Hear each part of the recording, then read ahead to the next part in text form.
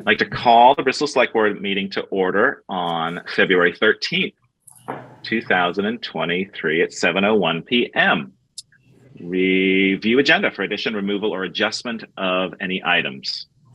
Val, do you have anything in addition? Well, I just want to check in with Meredith while she's here. Do we need to add something from the rec department seeking authorization to purchase a new laptop? Taylor popped into my office this afternoon and brought it up, but not sure if that's part of the plan for tonight. Yeah, I don't think we need to. We're hopefully in good faith. We'll receive our laptop back. Okay. If not, we've given it a week, and then we can put it on the next agenda for the select board, if that's all right. Okay, yes, that'd be great, because that would be a request for authorization to use the technology fund for that. Okay. All right. Thank you very much. Item 2, overview of Zoom meeting operations and procedures, rules for participation. Please mute your microphones if you're on Zoom and be recognized by myself, the chair, if you wish to speak. Item 2, public forum. 5 minutes for anyone out there who wishes to speak on an item not on this evening's agenda.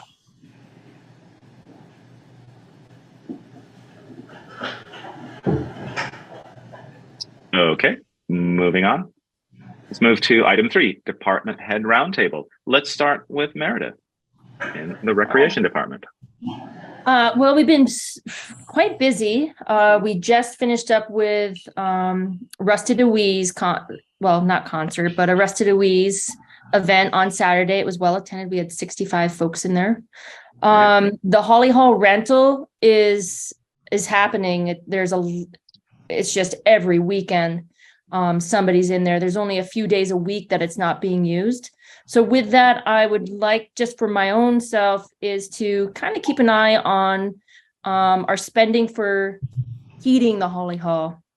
I feel like, we're trying to keep the temperature down, but as you know, those windows up there aren't energy efficient. So just trying to monitor that and keep everybody keeping the heat down as low as we can without anything freezing.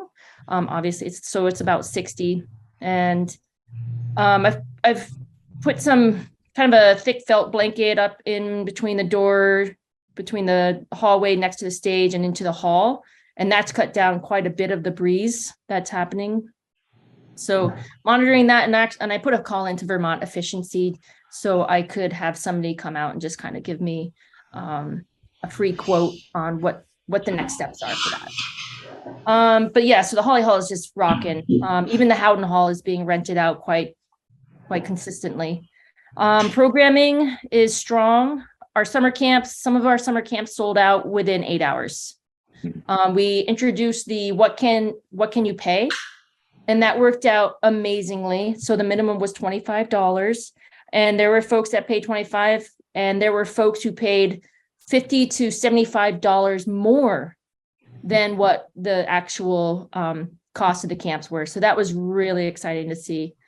And so what we'll do is we'll take funds from the scholarship and apply that to make up the difference for the camps. What else? Let's see here. Just getting ready for, town meeting days just around the corner. So cleaning up, buttoning up things in the Holly Hall. Oh yes, and swimming next week. So we're going to be offering lessons from 8:15 to 9:15 and 9:30 to 10:30 for levels 1, 2, and 3. And then at 10:45 to 11:45, 12 o'clock is community swim. And that's $5 a swimmer unless you're under 2, and it's free. So we've got some good drive on that as well. So yeah, things are super busy. Right now it's just me in the department, but I've really had some great help from Taylor. She's really stepped it up and helped me fill in the areas that I just can't get to. So it's been a great team effort in this last 3 weeks. Related question to the Efficiency Vermont. Yes. The one thing, if you have someone come out, is just to look at the thermostats in the offices below. Oftentimes when I've come in on a weekend, maybe to pop in and just put an agenda up, I've noticed that the temperature in the office was about 70 on the weekends. So I don't think they're programmed correctly, or maybe they can't be programmed. So if you could make a note to just, if someone is going to come and look at upstairs, maybe they could look at downstairs and just confirm that we can program those just to get lower, turn them down on the weekend, since no one's in the office. Do you know, so are any of those thermostats remote? Or do you just? I don't know. It's a physical thing. It's a dial, and I think they're programmable. Really old ones weren't. It was just like the old Mercury switch. But I think the ones in there are programmable. I don't think they've ever been programmed. Looking at them or trying to remember them, I don't think they're controllable via an app or remotely. I think it's just programmed at the actual unit. But we could program them so they just are lower on the weekend, so we're not burning fuel when no one's there. So I just think I don't think they've ever been set. So we just need to I guess I would start with the manual. Find the manual for that. Right. Now, we had them all programmed at 68, because if you don't have the heat pumps on here, it does get cold, and if there's anything going on. Right. But otherwise, we'd have to turn every single one down if you want it lower than 68 without the heat pumps on. Can you just program the dial ones to just on the weekend be lower, or do we not want to go it's too low? actual manual. You have to turn every single one. Okay.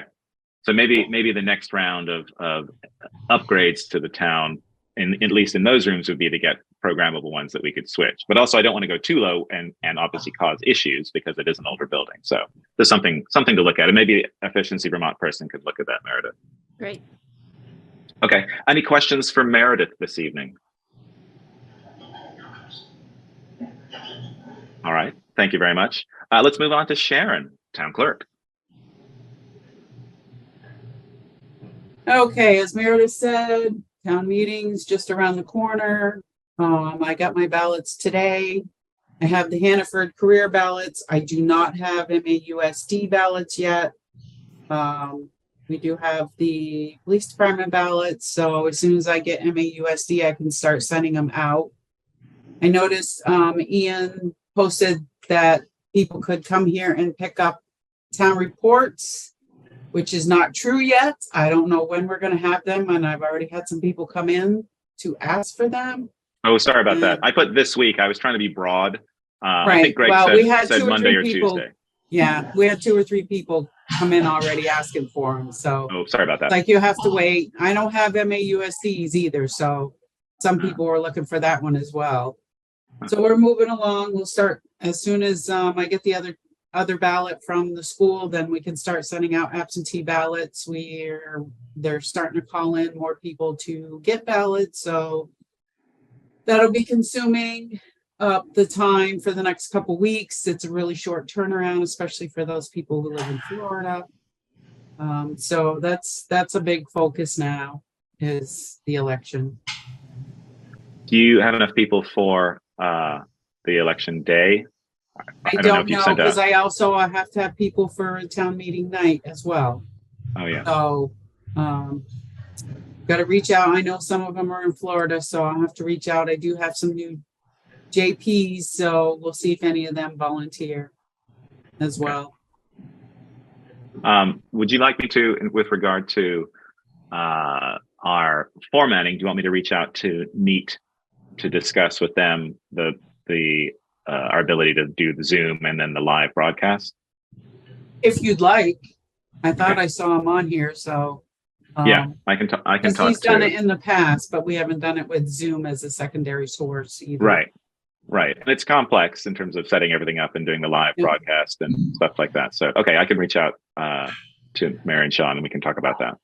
Okay, great. Thanks. No problem. And then, yeah, the town report sorry about that. It is available online, and I'll post a link in the chat here. And then, yeah, I think Greg said either Monday or Tuesday. So hopefully you won't be swamped with people wanting it. I'm glad people want it, but sorry about that. I didn't realize people would be so eager for it. So. Oh, they did. They came running to my door this morning. It's like, sorry, I don't have anything for you. That's great. All right. Any questions for Sharon this evening? I wonder if it'd be worthwhile to have You know how people have those little rip-off phone number things for ads? You have a little one of those with the URL address for the web version of the town report, so you can just hand it out to people, or stick it on the bulletin board, and folks can take the little tab off the Right. notes. Or we can get Meredith to do Yeah, QR you code can or if something. it's not the most of the people coming in is because they don't have computers, Yeah, That's true. Yep. Good point. unfortunately. Yep. All right. But we could do that as well for anybody else who might want it. Okay. Thank you very much. You're All welcome. right. Let's see who else. Let's do Jill and Cy, Water Department. Hello. Hello there. So good news, the new pump full assembly has finally arrived. Ah. Bad news, it's slightly different than what we have. However, Is there ever going to be a non-bad news update? I don't know. So pretty much to get this one attached, we'll have to change the flange out from a 3-inch flange to a 4-inch flange and adjust the height. So it's not the end of the world, but when it comes time to replace the pump, if it's more of an emergency versus a planned replacement, we'll want to have the pieces to make that new construction go together already in hand. So I mean, the bummer part is it's not plumbed exactly the same, so it doesn't exactly fit in the spots. It does still leave in the same size. It is still the same specification. It's apparently the new model. So what is that? So if we had, does this affect the backup? If this one went down and we swapped it out for our backup, does that leave us with an incompatibility because of the size? That's kind of what I'm saying, is that we'll have to, Okay. we're going to want to make a plan to replace one of the pumps, whichever one is oldest at that particular point, ahead of time, and even Right. before that, just because it's one of our spares. It's our only spare pump and motor. The other motor that will be our spare is being rebuilt right now. So we'll want to plan ahead and make sure we've got the flange and any other gaskets and things that we might need to make that connection ahead of time, so that if it were to be done in emergency, we're not looking for parts. Yeah. So it's not all bad news. It's just like, oh my God, why is this different? Yeah, it's always that one extra thing, it seems like. I know they kind of rolled their eyes at us and were like, it is possible that between 1995 and 2023 that Cornell would make a change to the design. Like, how dare they? Yeah. These are custom. Yeah. Right. So that there's that news. We're also finding that we're having some type of, apparently it's a control issue with the newest VFD that was installed on pump 1. It's having multiple starts. So we've already done the troubleshooting with Pioneer regarding it being the VFD. The settings are identical between that VFD and the other VFD. So now we're going to have the control specialist in, Tom Allen, to look at what's going on with the controls, because a pump should not start more than, anytime it's asked to start, it should start once and run once. It's been starting a couple times, and over the weekend it actually started almost 50 times an hour, which is absurd. So Probably again, not that good for it either. no, we'll be getting the controls person. It won't replicate itself while I'm standing there. Well, that explains some of the mission reports of the volume. Whew. Yeah. Yeah. So the volume seems high. We are looking, this is the last thing. If anybody sees a large amount of standing water somewhere or a large amount of ice, please let me know. Because the last 3 months we're up about 2 million gallons a month. We don't have that many new connections. The blow off is open, but it's open every winter. So there's something going on. I've talked to Eric about it. Cyrus and Logan and I are like looking around town, looking for standing water, looking for ice. But if somebody finds it in a spot where we're not looking or where we can't see it, let us know, because we think that there's a leak somewhere, or magically the service lines are just all leaking more than they did before. With the pump stopping and starting, is that could a leak be contributed to that, or is it the control panel faulty in some way? So after having the discussions with Pioneer that we did and knowing that everything is wired identically, we're down to it being the controls. Okay. And the thing is, it's working just fine on one of the pumps and not on the other. So it's got to be something in the programming. They both have 10-second wind up and wind down. So we were thinking, maybe they programmed the wind up incorrectly. Maybe it was too long and it's canceling itself out. And we're not seeing that as the error. So everything's installed and it's mostly working. It's just there's that glitch of the way too many starts and trying to figure out what's doing that. Yeah, and the last thing that we'll cover will be under regular business. I won't mention it now because it's its own special thing. Okay. All right. Jill, did you check with the high school whether they filled the pool over Christmas break? Drain and service the pool? I could, but we're talking 2 million gallons. That'd be one big pool. That's way more than They the pool. They Yeah, didn't do for the that, pool. Joel. It's only 30. They didn't? 38. They didn't. Yeah, the pool's been open. They haven't closed it down long enough to do that. Okay.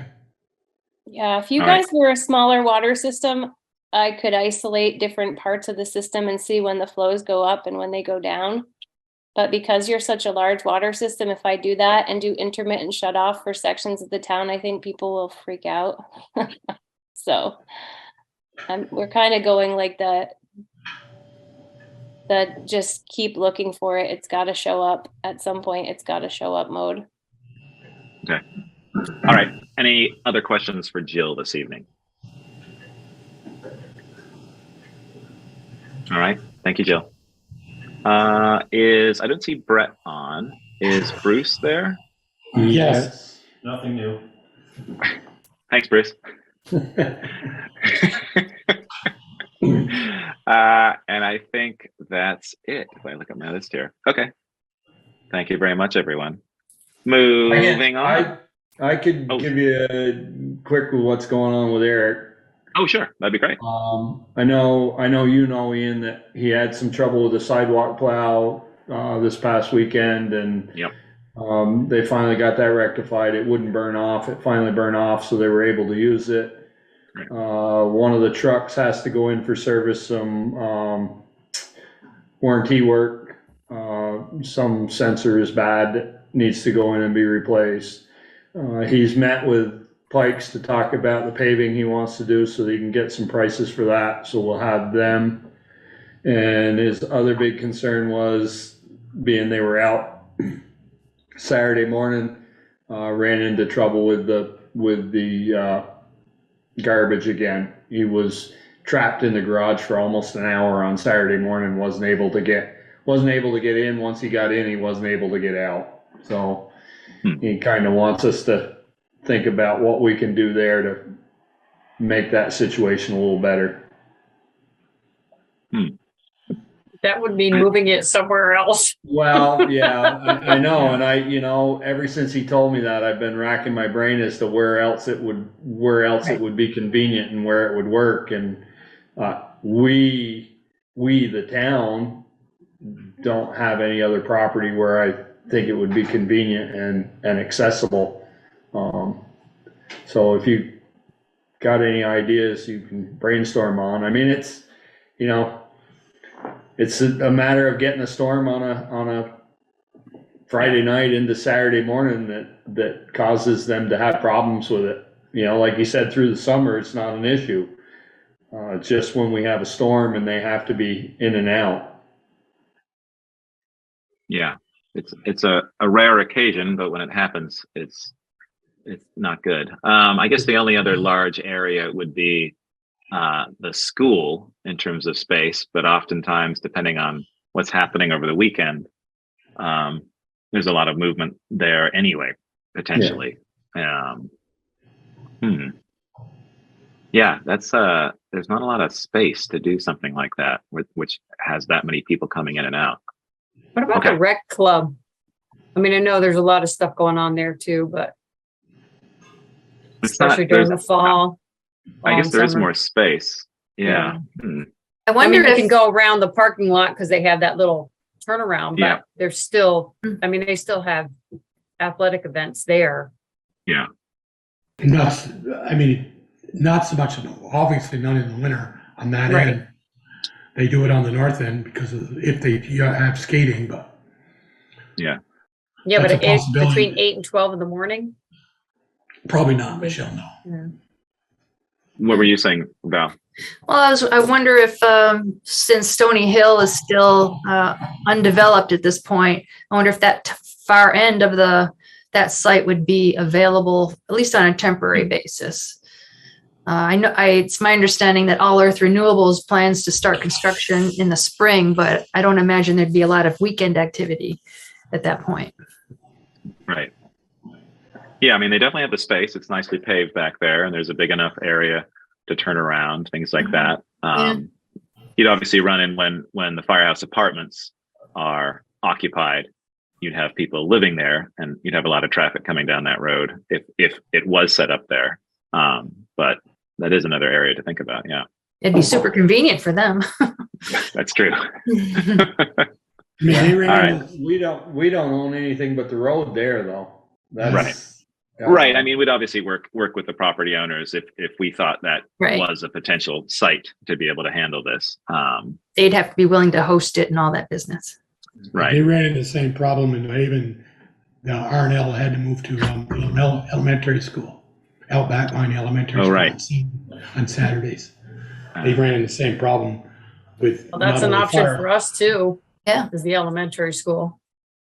Well, we don't have to Oh, solve yeah. it tonight, but No. Yeah. I just think on it, and if we come up with a decent idea, we'll discuss it and see where we're at. Yeah, I'd say Okay. definitely try to have a plan in place by next year, by next winter. You know, we got about 8 more weeks, 8 more Saturdays. He's got to get in and out possibly during the same time. Okay. All right. Thank you, everyone. Let's move on. Item 4, the consent agenda. We have 5 items this evening. I'll read them out. 1, approval of VTrans annual certificate of highway mileage without changes. Number 2, approve VTrans annual financial plan for FY 2024. Item 3, approve VTrans certification of compliance for town, road, and bridge standards and network inventory. Item 4, approve police department grant application authorization request, VT Homeland Security, for replacement of police department mobile radios. And number 5, approve Vermont Paddlers Club Eagle Park use application for annual one-day kayak event on Saturday, April 8th, 2023 from 8 a.m. to 6 p.m. Item number 1, annual certificate of highway mileage without changes. Did we not add Firehouse Drive, or was that added previously? That was the prior year. They added the whole thing? Yep, We yep. didn't- It's all set for the prior year.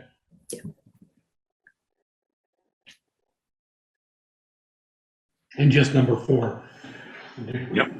We replaced the radios with the cars last year or 2 years ago. No, we replaced the portables. Portables, okay. The car one, this is This is the same mobiles. grant that we That's right. I knew we applied replaced some, before. but I wasn't sure. Yeah, but we missed out the last time, and then the second time, we didn't have all of the estimates in. Now we have them all in. Okay. So this is the third time we're trying for this. Third time's the charm? Yeah. I hope so. I make a motion, we approve the consent agenda as written. Okay.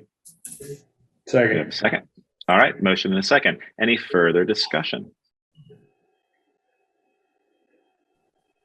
Hearing none. All those in favor say aye. Raise your hand. Aye. Aye. All those against, nay. Motion carries. Thank Those you. 5 items are approved. So Jordan, you're free to go. Jordan is here just in case any questions came up about the paddlers event. Hey, yeah, thank you so much. Noah was here as well, just in case. Oh, We're okay. both, Yeah. representing the Vermont Paddlers Club. Thank you all very much. Thank you. I would just, You're very well. as you, Valerie, I would just say that Jordan and Noah, as usual, you guys have always done it, is notify rescue and fire.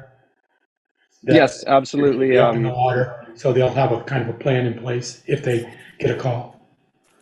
Yeah, Okay. we can absolutely do that. Okay. Great. Thank you all Best so of luck much. for the event. Just in the TA report, I had recommended some conditions that the certificate of liability insurance be provided with the town listed as additional insured, that emergency responders be notified at least a week in advance of the event because there were some rain dates. So we want to be sure that everybody's current on when it's happening. That parking for racers and spectators be kept out of the road, the travel lanes, and that it be a fun, safe, and successful event. I think all of those are probably very doable. Good. All right. Thank you very much. We're gonna hop off. Thank you very much. Yep. Thank you. Good night. Yep. All right. Moving on.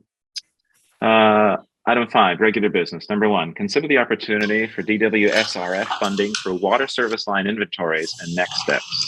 Jill from VTUMS. All right. There's always good news and bad news. The good news, okay, we'll start with the bad news so that we end with the good news.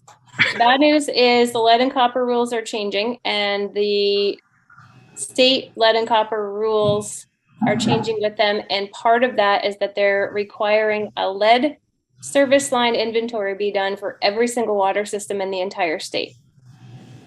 What that entails is identifying the material from the actual line itself, the main line itself, to the pigtail that's coming from it, on the town side, what that service is made out of, and on the customer side, what that service is made out of.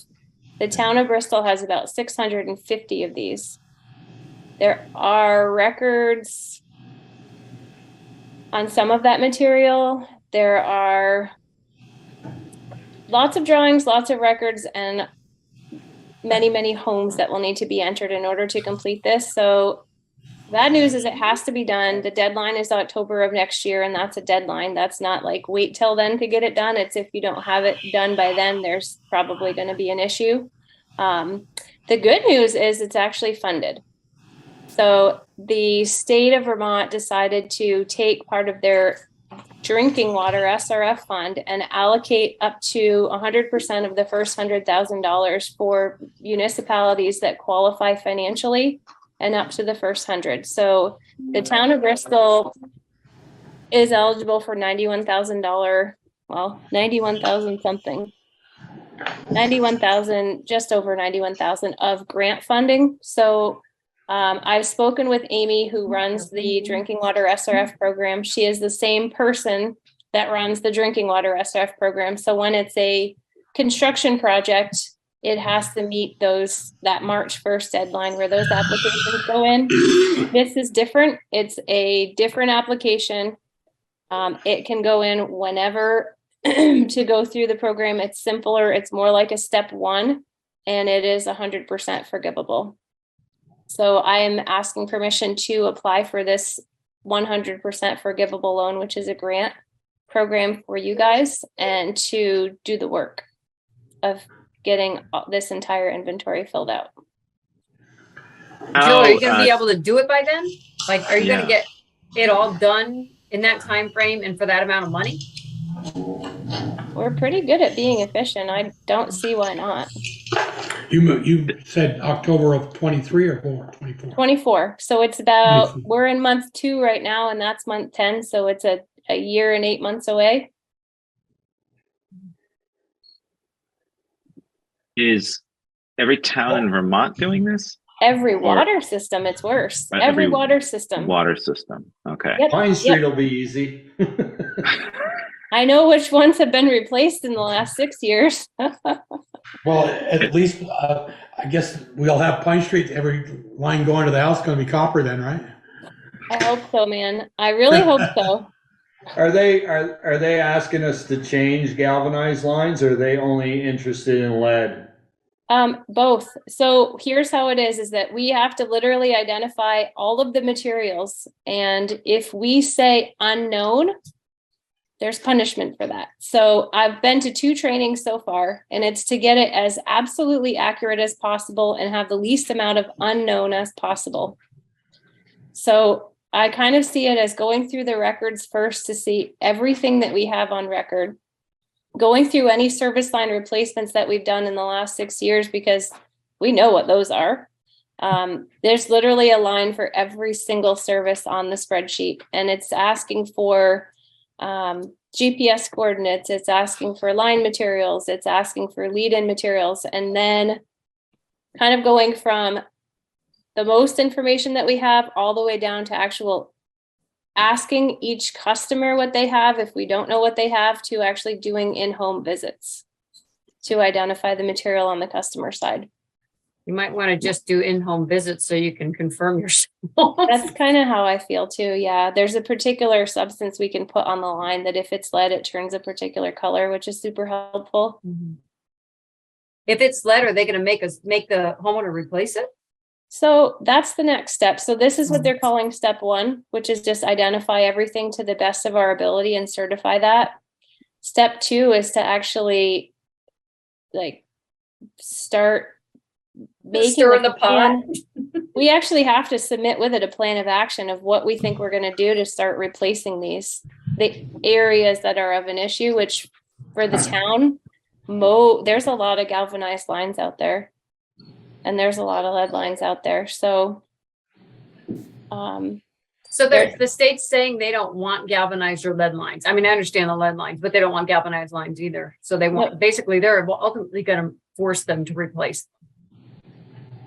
Correct. Or force us to have them replaced. Correct. And they haven't told us what the mandate and or funding is going to be for the next phase. But I imagine if you've got, there's a lot of water systems. You guys are thinking just towns, just so that you know, if a particular building has more than 25 people, it becomes a public water system. So if it's not already on a public water system. So there's a lot of like 1-room school buildings that aren't on public water. Those are water systems. So the tiny ones, the state has hired some people to do their inventory, but it's literally required on every water system, like hotels that aren't on public water systems. That's going to include any apartment buildings as well that have more than 25 people in them. Yeah, if they're not on a water system, if they're not on a public water system, like for instance, Mount Abe and Bristol Elementary, they're connected to this public water system. So they're not individual water systems, but I run a couple little tiny schools where they're their own water system. So it's the same thing. If it's a single building, they want to know what's inside the building. What about consecutive water systems like Woodland Apartments and KTP? I just have to know what's going to the meter pit and from the meter pit to the buildings. And then they're responsible. Well, technically they're responsible after the meter pit for their inventory. Do you know what brought about this change for this? A concern for the effects of lead on, well, the primary effect of lead is that it lowers intellect. It produces, I should look it up on the EPA website, but it's very harmful to a child when they're growing, is what I believe the primary concern is with lead.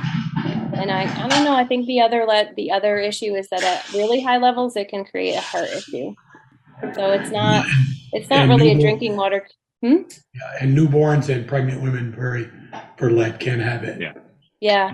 So exactly. And we actually had someone in our family that had a sensitivity to lead as well. So yeah, it's one of those things where we don't currently have an issue with high lead in our lead and copper sampling, but it's a matter of the EPA and the state of Vermont working together and saying, we don't want these materials in public water systems. Let's start a plan of action. Okay. Go ahead, Ian. No, after you. Does that mean that all our lead pack pipe is going to have to be changed? Isn't that crazy? No, because I asked that question in the class and they said that for whatever reason, because of the way that they're installed, they don't. Yeah, the ochre is between the water and the lead. So yep. Yeah, they're not finding that it's leaching out. However, it just so happens that all of these 1905 water lines very likely do have those lead pack joints, and they're are on the menu to get replaced in Right. the next 10, 15, 20, 30 years, however long it takes to get through it all. Yeah, we want to get rid of them. How did you calculate the 9139 or 339?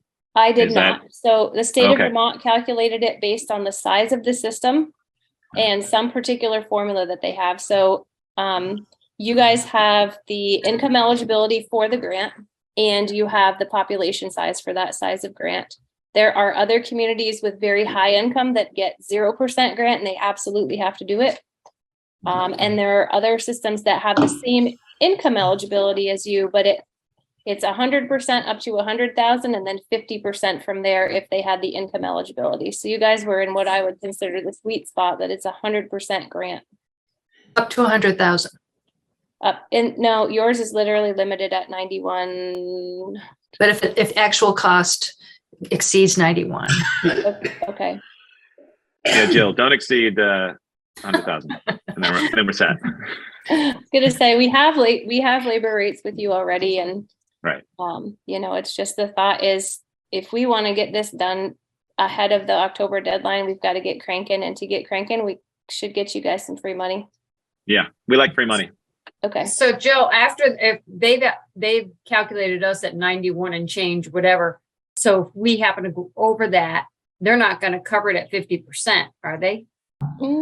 I don't believe so. I believe that they have limits within their program, and that they've they've allocated they've got something like $27 million in the drinking water SRF program, and they're allocating a portion of it to this very specific lead identification line work, because they're mandating and they're funding. Sometimes they mandate and they don't fund, like PFAS. Yeah. Okay. All right, let's get a motion for some free money. I make a motion, we have Jill apply for the money to do our lead inventory or water line inventory. Well, there's two parts to that. There's the authorization to apply and the authorization to do the work. Authorization to apply, and, yeah, both. Second. All right, we have a motion and a second. Any further discussion?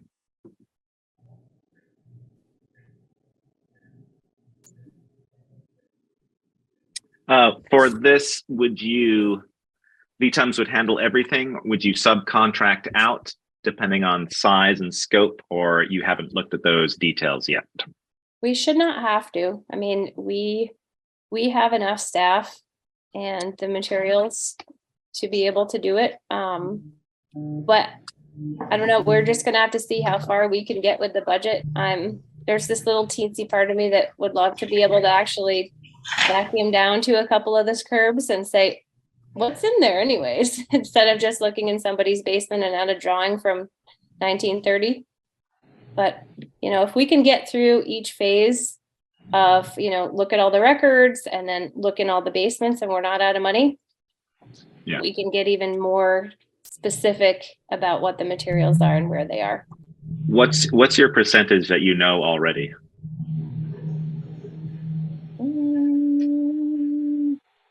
Maybe 10. Okay. Just off of all the digs that we've done. Yeah. Or what you've put in. Yeah. Yeah. Okay. Quick All right. question. I have a question.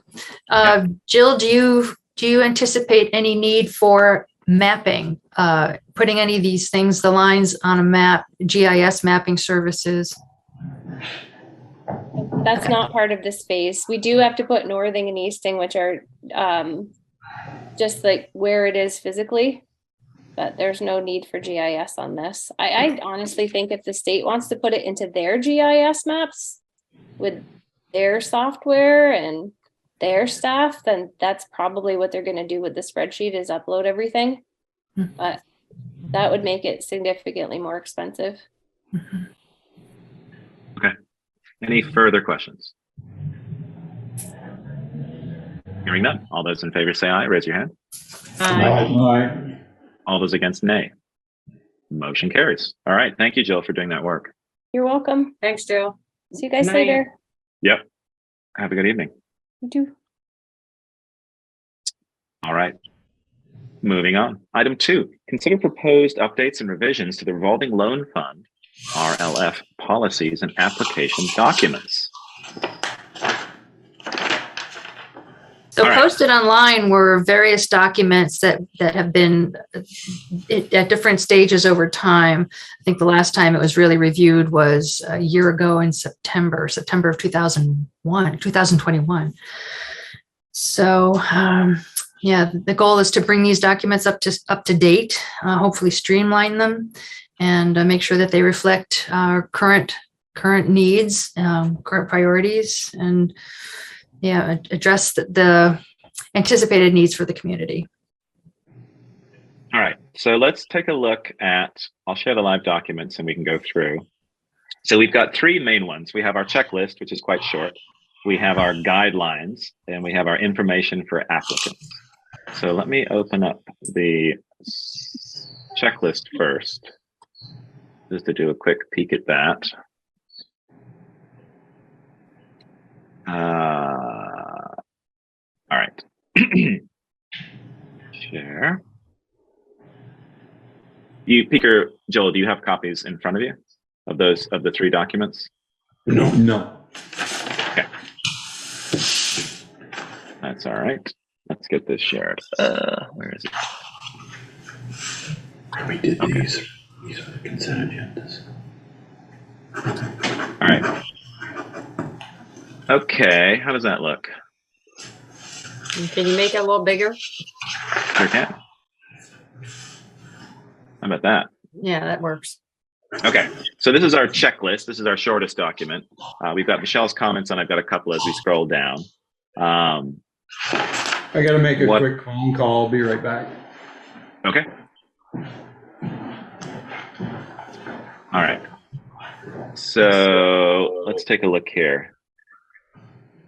Michelle, your comment from whenever that was a 1% application fee. So is the 0.5% closing in addition to the application fee? So where's the 1%? Is that's in the other? I don't document? think it's not in this one. It's in one of the other documents. All right. Let's have a look at the information for applicants, perhaps. Okay, so maybe that. Did that switch? Can you guys see that? No. Oh, it didn't switch? Oh, interesting. No. Okay.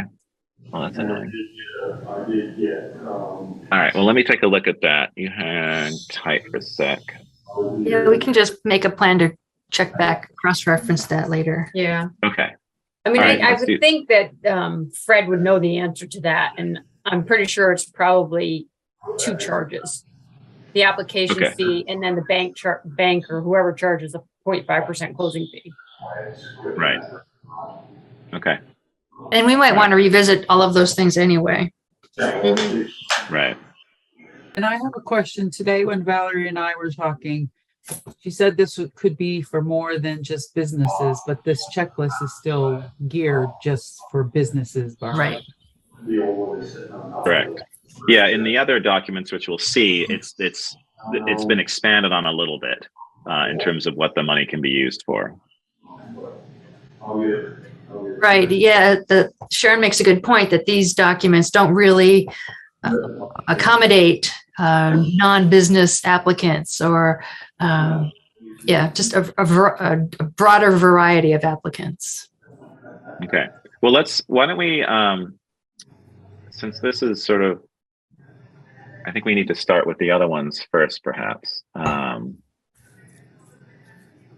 Michelle, which one, do you want to look at the guidelines first, or do you want to look at the information for applicants? Right. Is there one that's preferred over another in terms of like a starting point? I would think the guidelines. Yeah, I was going to say, I think those are going to be your first ones, but they're all kind of in conjunction. Exactly. Okay. But the other documents kind of branch off of this one. Right. Support this one. All right. So we've got that. So let's make that a little bit bigger. Even. All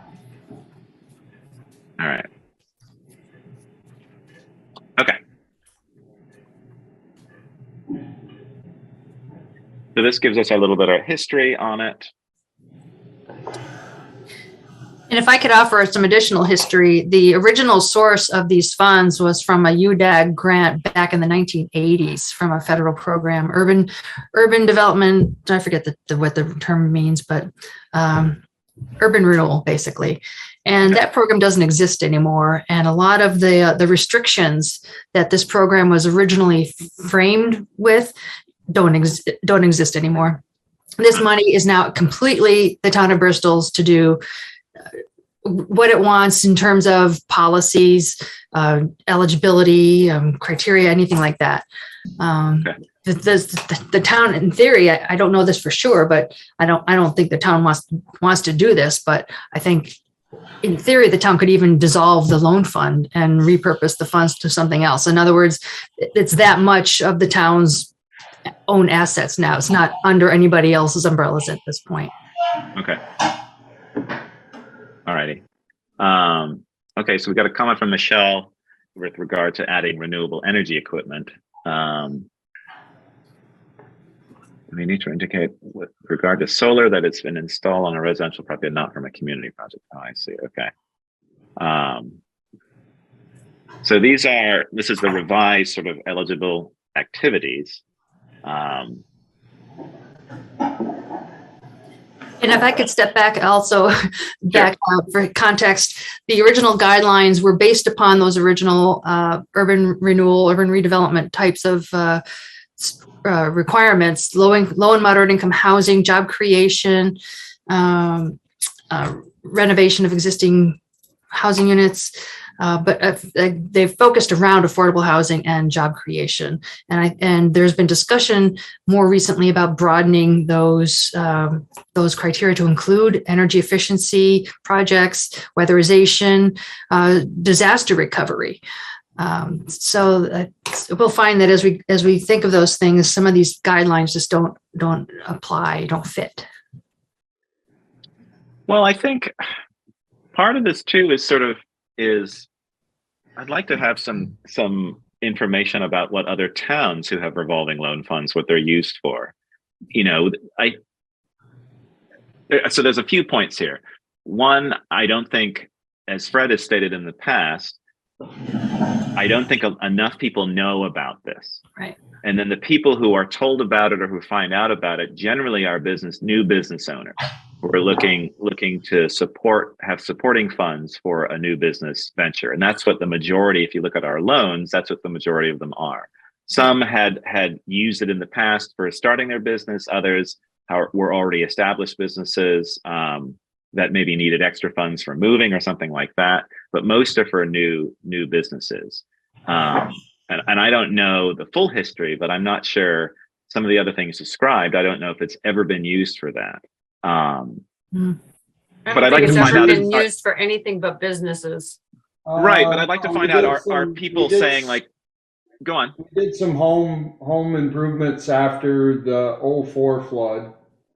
We let money out, I believe, to redo some foundations and stuff that were damaged in that flood. Interesting. So people that didn't qualify for money, I think my brother-in-law got some because they were up on the mountain. The water come off the mountain, but they weren't in the floodplain, so they couldn't apply for funding. I think they got some money. Okay. Maybe I'm wrong, but I think you're right here. I mean, the idea is sort of, do we have a lot of people asking about the revolving loan fund and not being able to apply for it because of the way it's currently written? Like, I don't know if that's the case. I guess we need to sort of figure out how we want to shape this and what is needed. I'm not sure we're following these guidelines to the T. Well, right. I mean, because the last one that we gave, they hadn't gone to another bank and been declined. They came directly to the revolving loan fund. And we allowed them. So, it's right. I think there's some leeway there because things have changed so much. Mm-hmm. And it's awkward giving these documents to prospective borrowers because these documents are so out of date and not consistent with our current conditions, that it's just awkward. Well, so but what are the current conditions? I guess that's what I'm trying to sort of figure out. Like, We're broadening the scope for one thing. I see. Yeah. And should number one at least say, it just says low to moderate income? Should it say for Addison County or this area? Most documents They do. have to That be in doesn't- Bristol, Yeah. So our low to moderate income for this area. right? And that low to moderate income is defined somewhere, which needs to be changed because it's not, it's Okay. based Right. on an Oh, yeah. I was wondering. Yeah. old Yeah. calculation. Where our figures or numbers are greatly off for that. Right. Do we want the fund, if Michelle, what you said in terms of one of the newer loan applicants, they came before going to a bank. Are we Right. looking to expand that?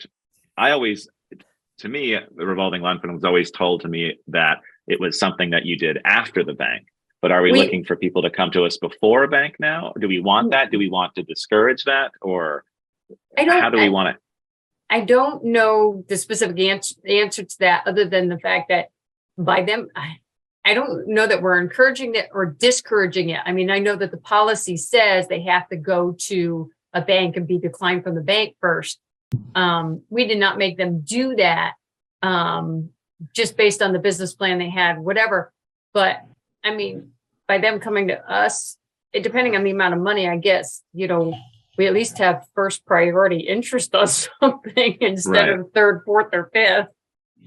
Well, Yeah. Well, chances are good, the whole system is backwards because you're offering to loan money when they can't get it anywhere Right. else, which is okay, but it's not. It puts us at a high risk. It doesn't protect your money. No. In other communities and under other programs, these funds are somewhat not intended to be, but it's understood that they are high risk. And in part because of that, sometimes the interest rate is a little higher than what a conventional lending institution would charge. But again, it's all circumstantial. Depends on the circumstances. I don't know that our interest rate's been higher than any other Right. facility. I think we've always cut Yeah. it so that we could make the loans work for the people who were looking for the money. And there Well, again, they're usually, the interest rates are usually based on like that's defined in here too. It's like 1 or 2% above the going treasury market or whatever the heck prime it is. I rate. don't remember, but Yeah. it's been 4%, it's been 6%. It just depends on what the current interest rates are. Yeah. but what well, happened? we've also done some where we've waived the interest. Right. Depending on the situation, absolutely. Yeah.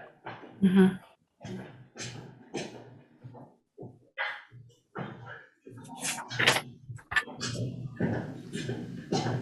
Okay, so to answer your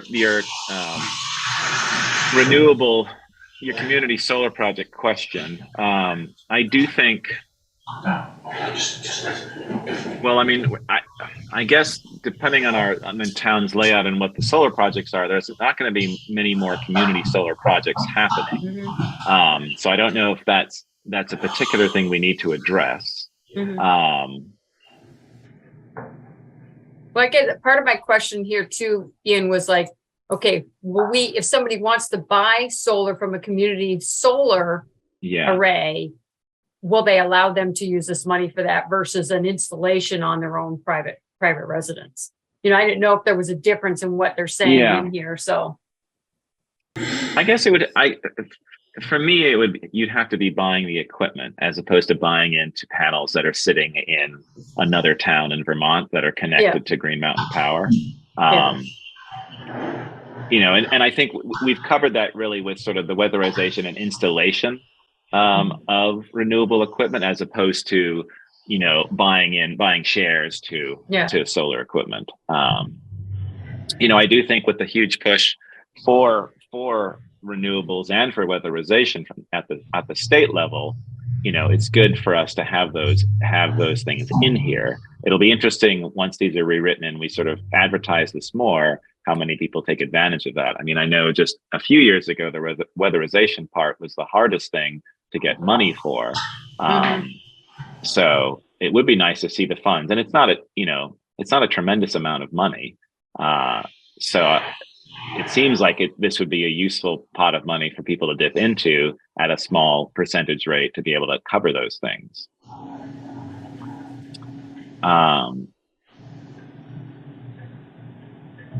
Anything else in terms of these four? So these are our four main things that we're looking at in terms of what we're covering. Is there something that we're not covering in here that people can think of that should be in here? Well, fortunately, that the preamble paragraph says such as, but not limited to. So if something else comes up, one thing I'd like to suggest at whatever point in the review is appropriate in the application process, and I didn't see it in here, but maybe it is in there, is some sort of pre-application meeting with the revolving loan committee so that a prospective applicant meets with the committee and talks ahead of time with the group about what they're planning to do, what their needs are, and kind of hash that out on the table before submitting an application, going through that whole process. Well, at this point, they usually do that with Fred. I mean, and that's where he wants to, I think Fred's thought is to get the treasurer involved in this or the town first before it gets to him. Right. Yeah. Yeah. I don't know that should, maybe the pre-application meeting with administrative folks would do it, but I think it might be very beneficial to meet with the committee to get the committee members different perspectives about an application or different questions that might arise that administrative folks might not know to think of or ask. Yeah, I would agree. I would think that the committee would be, because the treasurer is not, other than knowing what's there for money, doesn't necessarily know what the terms and conditions and what we have lent money for in the past. Mm-hmm. I think Fred was thinking more of having all the loan, have them go to the town to get the documents and all that first. So that they have them in hand before they either talk to Fred or meet with Fred. Mm-hmm. Well, that makes sense. Yeah. After they're updated, of course. Right. With the pre-meeting, Val, are you picturing that with more people than just the chair of the revolving Yes, loan? the committee, committee. Yeah, kind of like a sketch plan review with the DRB, before things really go down that pipeline, so to speak. But so the applicant gets an idea of what the board's looking for, or the committee, and the committee has a clearer idea of what the applicant is looking to do. And it kind of tailors what the application needs to focus on so that the applicant doesn't spend a lot of time and effort submitting application materials that aren't relevant or important to the group. Yeah. Okay. That's my thinking. No, I think those are good suggestions. So that would be in probably our information for applicants document. Mm-hmm. Okay, so we'll look at that in the process part at some point, like a pre-application meeting. Okay. So we've got right. So the Community Development Advisory Board, that was sort of the original terminology that was used, which essentially is our revolving loan fund committee, correct? Correct. So all of this should just be changed to the RLF committee. Right. If the Community Development Advisory Board actually did more than just review applications and were engaged in more of a planning and economic development process, then it would make sense to keep them and structure that appropriately. But in this case, it seems very limited and focused on application reviews. Right. Okay. Loan development. We don't even have that board, do we? No. No. Really, board of one, Fred. Well, no, we have the revolving loan committee, but we don't have a community development advisory board. No. So it's kind of a mute point. I think I agree. It should be changed. Okay. So we're going to appoint. Oops. You might as well just do a search and replace. Mhm. Yeah, that's true. I would, It's like all the select boards you're changing. No, well, hopefully there's not too many there. Okay, so Oh, there's a lot throughout this. oh, there are. Okay, so let's see if I know how to do these things now. Search for the. Oops, no. Search for this, and then you want that, right? Yeah. All right. Watch me mess up this document in real time.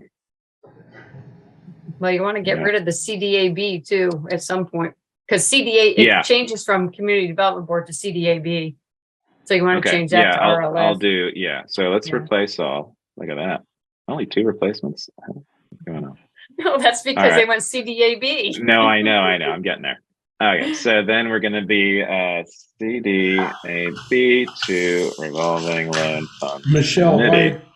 why Ian's changing those around? So back, I'm still wrapping that solar panels. You know, we had an estimate years ago, 15 grand to do our house. We decided not to do it.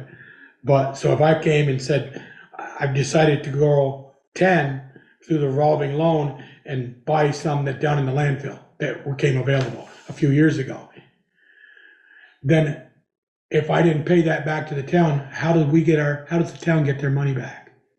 Well, that's what Ian and I were talking about, that this would not be for that type of purchase. It's only for the installation Right, okay. of solar. Yeah.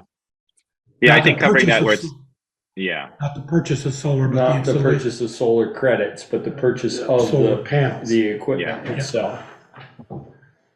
Yeah, but you're right. I mean, the one in the landfill is full, but people have the option if they're moving away or out of the GMP's Right. district, they might sell. So those could become available, but you're right. I don't think you could use it for that. I mean, so we'd have to be, and I think just having the installation of renewable energy equipment, I think covers that.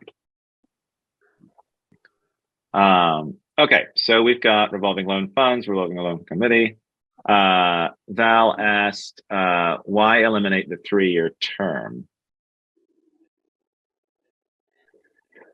Do you remember that, Val? That was back in 2021 that you asked that. Well, I think, wasn't it, Valerie, your intent was to, we'd reappoint them every 3 years, a person. They'd be on a No. rotating basis. According Could to, only serve 3 years and that's it, they're done? Hmm. Is that what you think? at the moment, I think that currently members are appointed every year by the select board. And I think the original documents called for a 3-year term. I mean, not that people have to get off the board after 3 years, but you can be reappointed for another 3-year term. I mean, if we had, let's say we had 9 on the board, or 6, you'd do 2, 2, and 2. Yeah, every stagger year. them. Yeah. Stagger them. Yeah. Right now, I think they're all annual. So if at the end of the year, you wouldn't say, well, all 6 of them are leaving this year. Right now, Well, we'd there's all be two- reappointed. There's 2. Well, okay, so There's 7. there's 7, and 1, 2, 3, 4, 5 are 2024, and there are 2 that are 2025. Oh, okay. So I don't think it's yearly, but I do think, yeah, the staggered term. How do we? What's the official terminology for that? Well, I guess it's an annual basis, but it's not for Everybody. Yeah, exactly. So I think that still stands, right?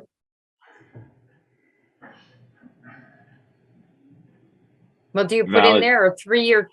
Yeah, I mean, I don't know how it works. I mean, is Yeah. it a 3-year term? I mean, I don't think this says that.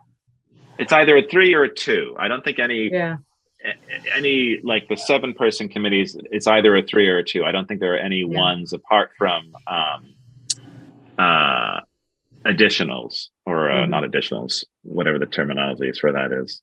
Um, Alternates. what this document isn't showing are the red lines, and the original No, I language. can't do that. Yeah, the original language. Let's see. Get it. The membership shall be appointed staggered terms from 1 to 3 years. Thereafter, all new members shall be appointed for a 3-year term. And that was proposed to be eliminated and replaced by appointed on an annual basis. So that was my Oh, I see. Yeah, that was the point of my question, was why go from a 3-year term to an annual basis, basically 1-year terms? I see. Well, so let's figure out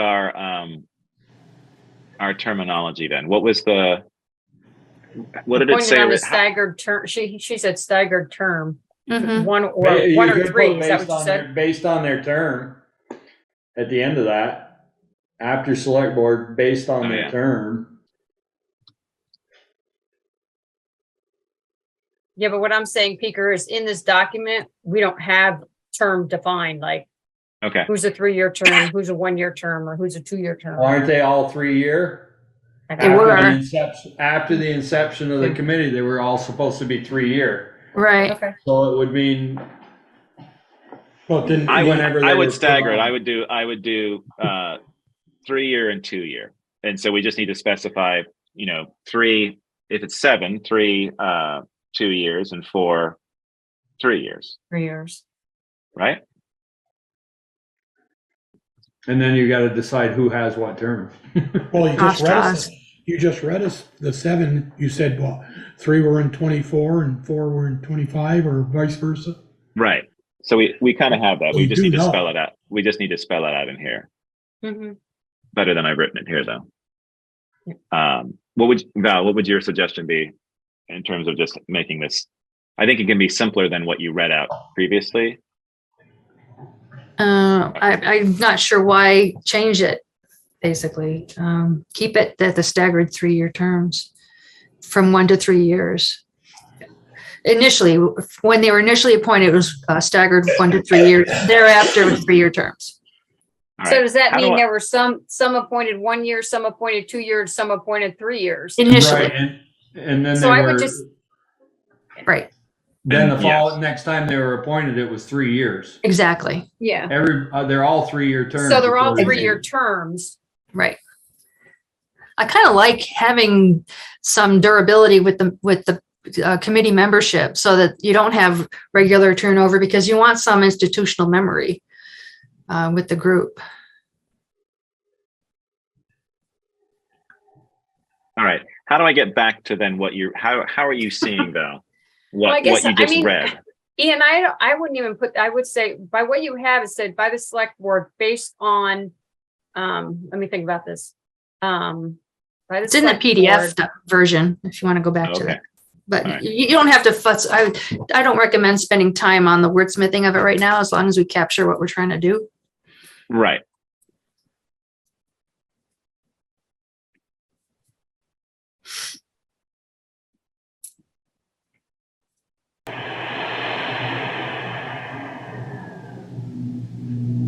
I think you're gonna have to take out the 2-year and leave it as 3-year terms. They're just gonna be staggered 3-year terms. Yeah, because that Yeah, initial sentence was just when it was originally formed.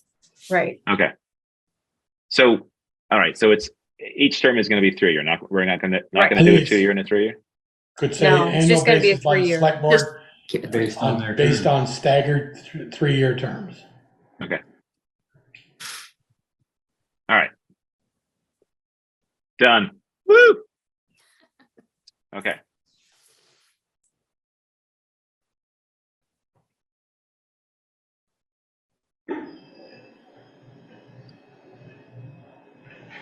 All right. Are we gonna have any language in these things that says, someone comes in, they said they want to put a new roof on, insulate, move windows into place and tighten it up. And it's assessed they owe $250,000 at the bank or their institution, wherever they got their first loan. And they got denied because it only appraised it for $150,000. Is there gonna be anything that says that, in the banking industry, they call that underwater? Thing is not worth as much as they owe on it. Are we going to have any kind of language in there that says going to protect us? Basically, it's our money. We got to protect the voters' money. Want to We see gotta what do- other collateral they have on the table. Right. I mean, in the packet that's given to them, we ask for there's certain items that they have to provide. So, that Yeah. may be part of it. I'm not sure. I don't remember now what that stuff is. And it could be if the applicant does have a pre-application meeting with the group says, Right. you're not going to qualify. Yeah, and it would be up to the group to sort of look at the applicant's financial situation and then what they're applying for, and hopefully make an educated guess about whether the risk involved with a particular applicant. All right. Michelle asked here, do we need both quorum and voting? Can't we just say the applications must be approved by a quorum of the board?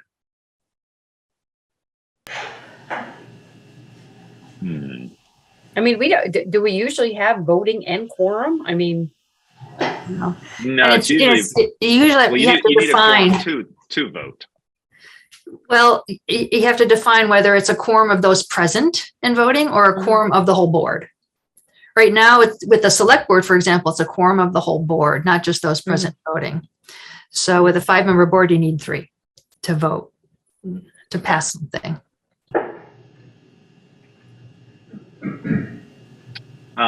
So applications for loan must be approved by 2/3 majority of the Rolling Loan Fund Committee before rolling other business.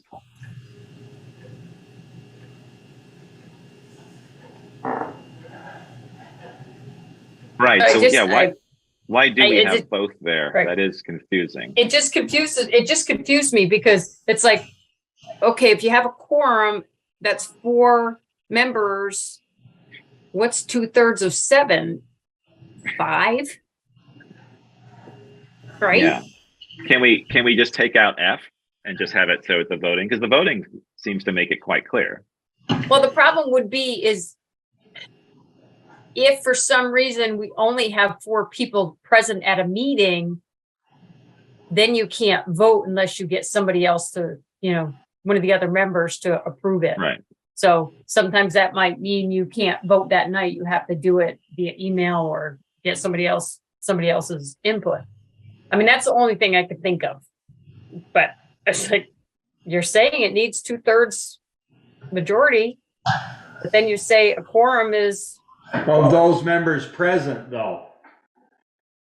So if there's 4 there, if there's 4 people there, 3 people have to vote in favor in order. No, to I have see what you're saying. Yeah, I do see that.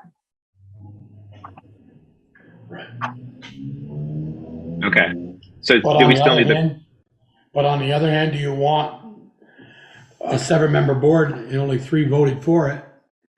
Even though 3 weren't there. I get that, Peter. 3 It weren't. still comes to the select board. It still goes to the Yeah, select board yeah. after that. Those 3 proved it to go to the select board, not approve the money, but prove it Correct. to go to us. Okay. So do we still need that quorum information in there then? If we have the voting? I think that the quorum tells you how many people you have to have in order to be able to have a vote to send it to the select board. Got it. Okay.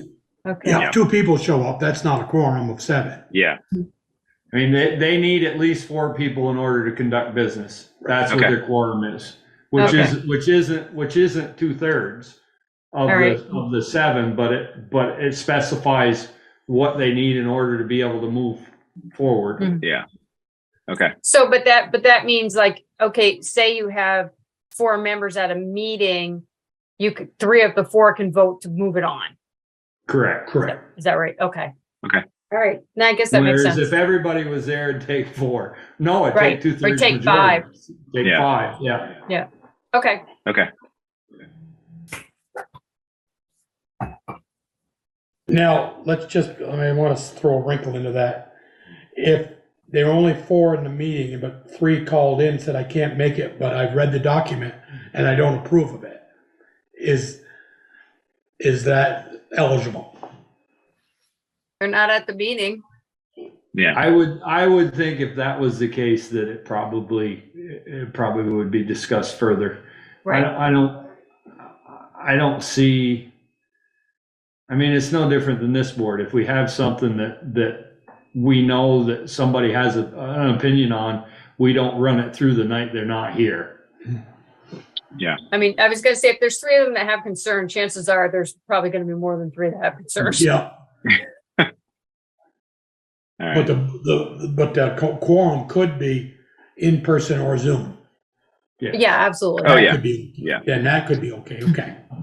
Yeah. With Zoom Yeah. now, you should be at least be on a Zoom. Yeah. You like the review thing? They should be reviewed every 5 years. Give or Yeah. take. 20. Yeah.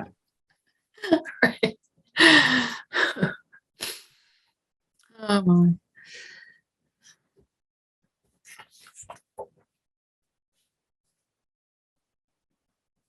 Okay.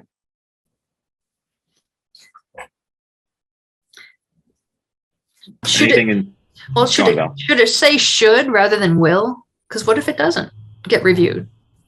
I mean, advisory should be reviewed every 5 years or periodically or something like that. Or recommended, the word recommended. Yeah, something like that. At least put it on notice, put folks on notice that, yeah, these should be reviewed every now and then. any changes in terms of the types of loan?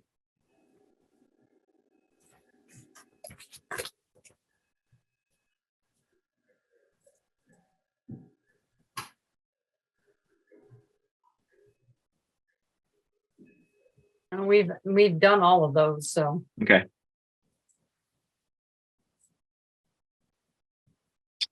All right, funding limits. No limit is set on the amount of funds sought. However, no loan will be approved for any amount over the amount currently in the appropriate fund. Well, I should hope so.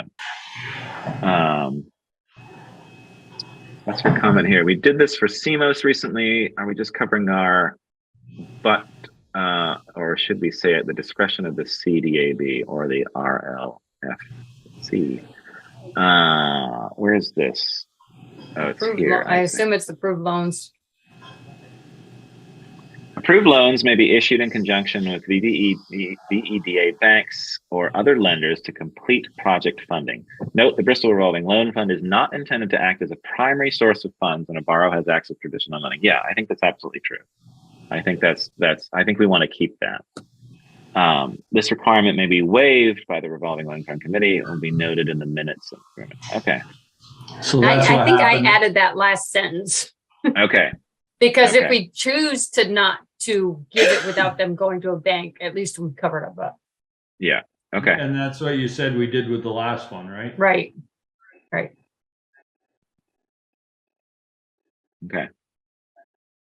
Need for other funding. All loans must be matched to the maximum reasonable level. Yeah, I had a question on this one. Must Yep. be matched to the maximum reasonable level. My question there was even for disaster recovery situations where folks might be up against the wall, no pun intended, on, just their capacity. Right.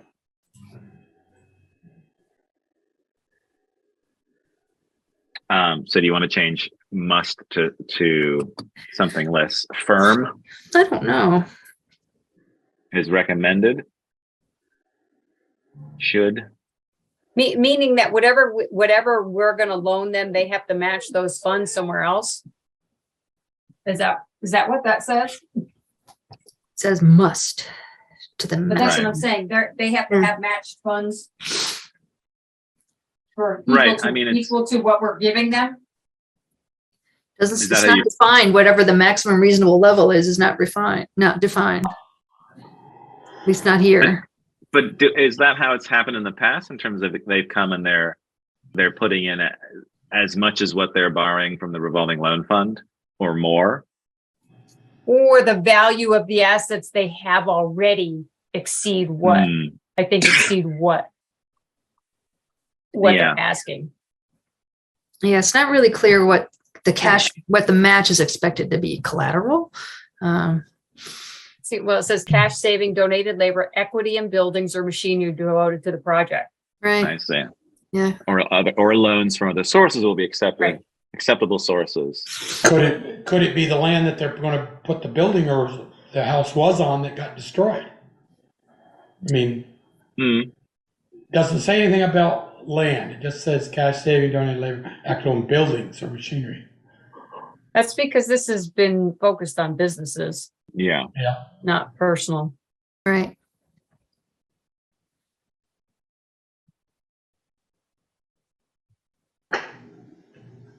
Well, I mean, you could say equity in buildings or real estate. I still don't understand what that statement's trying to accomplish. It's saying that whatever money they borrow from the revolving loan fund, they have to have the matched amount in whatever. Yeah. No, it's not, because it says to the maximum reasonable level. Right. So what Based does that, on who what does and that what? mean? Yeah. Yeah. I mean, if I can only match 50% of the funds that I'm looking to borrow, is that acceptable? If I can only match 10%, is that the Right. maximum reasonable level? Right. I don't, I'm lost. Right. I Yeah. don't know. That might be a question for Fred because this is way before my time. Well, let's make it match our time. What do we want it to say? Yeah.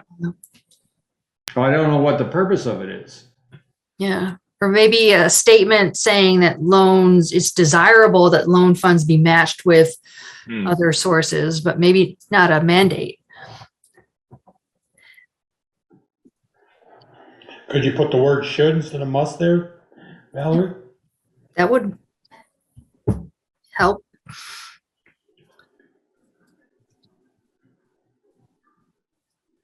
I'm thinking that would be one of the things that could be explored How about that? during the pre-application meeting with the board, with Yeah. the committee, How about depending that? on what the application is. What you said, Val. It is desirable for loans to be matched to the maximum reasonable level as determined by the revolving loan fund committee. Cash savings, donated labor, equity in buildings, land, or machinery devoted to the project, and loans, it should be and or loans, right? Yeah. And or loans from other sources will be acceptable sources. Or could be acceptable sources. Yeah, thank you. Make it wishy-washy. Well, I mean, the idea is that it's not just you're bringing nothing to the table and you're borrowing 100,000 from the town Right. to accomplish what you want to accomplish. You have to have some other equity in some Right. form to demonstrating that you're actually, you know what you're doing, as opposed to, coming into this with absolutely nothing. Maybe in parentheses, we say, what kind of skin in the game do you have on the table? What you got? Yeah. I mean, we have been here long enough. What to can know- we take back if you fail? Which arm or a leg do you want to give up? Right. Firstborn child or something. Take her, she's yours. Yeah, Peter, how does that read to you now? Is that understandable? The maximum reasonable level really, I have a hard time with that wording. Yeah. Yeah. Okay. I don't know what we're trying. I mean, it's need for other funding.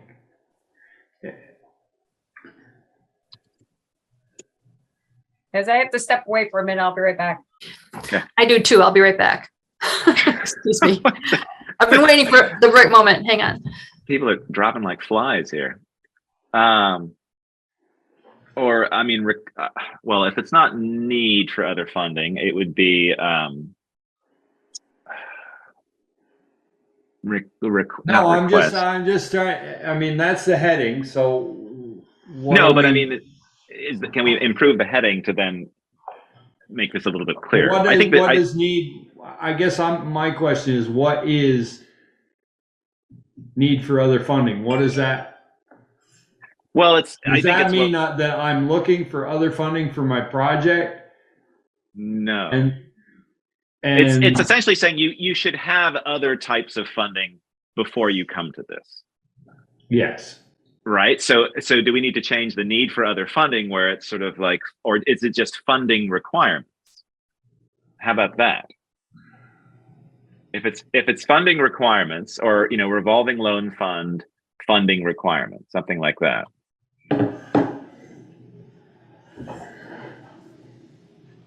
Or if we just do this, if we do funding requirements, it is desirable for loans to be matched to a reasonable level as determined by the revolving loan fund committee. Cash savings, donated labor, equity in buildings, land, or machinery devoted to the project, and or loans from other sources could be acceptable sources of matching funds. I think that's getting better. That's a lot better. Okay. All right. I would like to still see in there, or other real estate assets held in person. Go back to the Cookie Love one. She walked away with $70,000 and we got $18 back. But never put the house in Warren or over there up for collateral. And this town was out 70,000 minus $18. I mean, they And all if we'd signed a had that personal as an guarantee, asset. but they all Yeah. signed a personal guarantee. The problem with her is she filed bankruptcy. Right, Yeah. So, I mean, doesn't matter right, I whether we know. put that, whether we had that security interest on there or not. I mean, she filed bankruptcy. The house doesn't. Yeah, I mean, we're Prospect trying to building. do that with equity in buildings, land now, and machinery devoted to the project. I mean, we're trying to capture that idea in there. But you're right. If you're filing for bankruptcy, we don't do that. And we have a couple that are on the books now that Okay. are heading in that same direction. Well, the first question we asked at the top of this page is a yes or no question. Have you ever filed for bankruptcy in the last 10 years? If you put yes, you can't apply. Mhm. Should we Yeah. ask that question? Yeah, I mean, that could be in the other document. The Could be part of the information. application. Yeah, information for applicant. Yeah, Michelle, we changed the heading too. I don't know if Funding you see requirement. I that. see it. Yeah. That fits better than, No other. Other funds needed. yeah.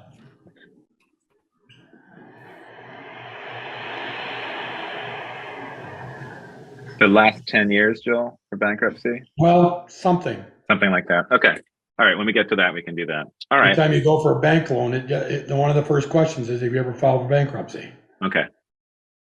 Doesn't mean you won't get the money. It just might mean you have a higher interest rate. Right. Yeah, that's true.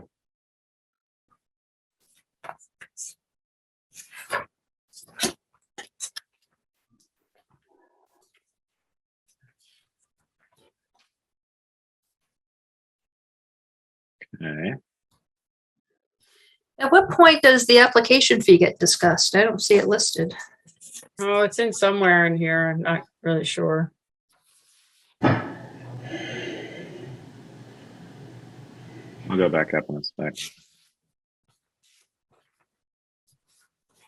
Wait a minute. Go back up a minute. Go back up a little bit. What it Well, said, that was 5%. a late. That was a late. Oh, charge. late charge. Hmm. Yeah, Maybe it's in the other. It's in the other one. It might be, yeah. kind of strange that it wouldn't be in this one. In the guidelines. Yeah. Okay. Where was that? All right. You had another comment, Michelle. Where was that? Sorry, I'm making everyone dizzy. Here it is.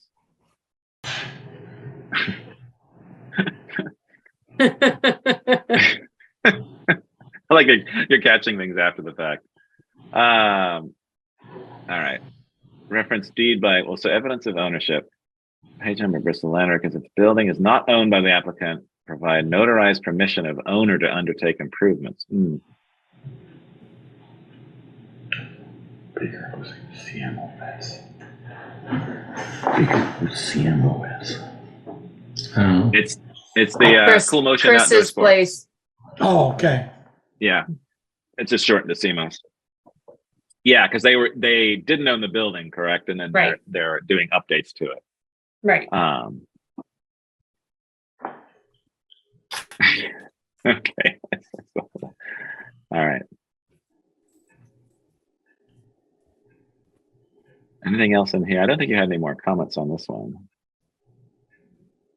Yeah, I was gonna say there's some formatting and typos and stuff. Yeah, I'll go through this and it's because it came from a scan because it's so Yeah. old that we had to scan this in. That's right. And that's why I made comments and didn't type anything in. Yeah. Loan application credit must accompanied by a minimum non-refundable 1% fee. Yeah, there's the 1% fee. Oh, Okay. there you go. Yeah, so it's the 1% plus the 0.5. Okay. Did you have anything else for here, Val? I didn't see any comments, but I wasn't sure if you'd made other markup somewhere else. Should an application fee depend on the amount of money being requested versus, because it's the same level of review Yeah. regardless. So I would think it would like a flat fee so that folks can plan for it. Like just like there's a flat application fee for DRB or other types of permits or other types of things, or maybe I don't know, a scale for loans between this amount and that amount. It's a flat fee of $150 or 75 or $50 or I don't know. Well, they should be able to figure this out because they know exactly how much they're applying for. I mean, when they do the application, they know how much they're asking for. Should it be a flat fee? Right. hate That's what Val's asking it, whether it should be a flat fee or not. Flat fee. Yeah, because it's the same level of effort, administrative costs and that kind of thing. And Yeah. I don't know. I'm trying to minimize the application process burden. And if these folks are coming for loan funds because they, are strapped or have limited resources, then, I would think that the fee should be scaled or appropriate for what it is. Okay, so I do not even know if they've been charged that 1% fee. I mean, I never see that part of it. Once we get the approval we get the applying and we do the approval codes and stuff, I have no idea if that fee is ever paid. Right. And also, what if the loan amount changes through the process or they get denied? Do they get the money back? No, they don't. It's a non-refundable fee. Yeah. So what's your logic is, Valerie, if I come in to borrow $5,000 and I pay $50 and Peter comes in and borrows $100,000 and he pays $1,000 And it's the same amount of work. and the same amount of work. That's what you're getting at, right, Valerie? It is. It is. I see your point. I think maybe a flat fee up to $10,000 and then 1% after that. That's not a bad approach, perhaps. I mean, Okay, I but if see you both do a sides of flat that. fee, Yeah. Go ahead, Michelle. if you do a flat fee, say it's $500 for up to $10,000. So somebody comes in for $1,000, they're going to pay $500. No, Right. see, I don't think, you're right. I don't think, no, they should either. Yeah, we've had a number of I loans think that this is were.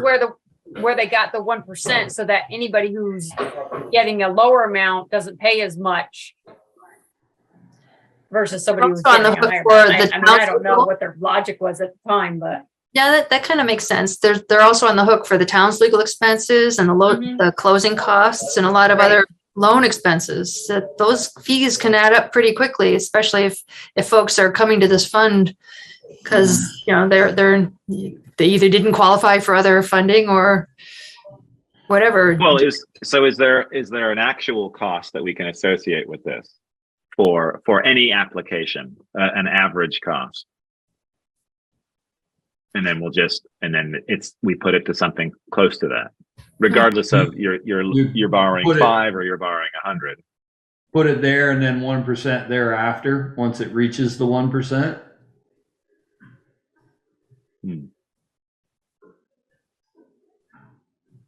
I mean, I don't know what the costs have been or are. I mean, usually we get Kevin Brennan to do the work.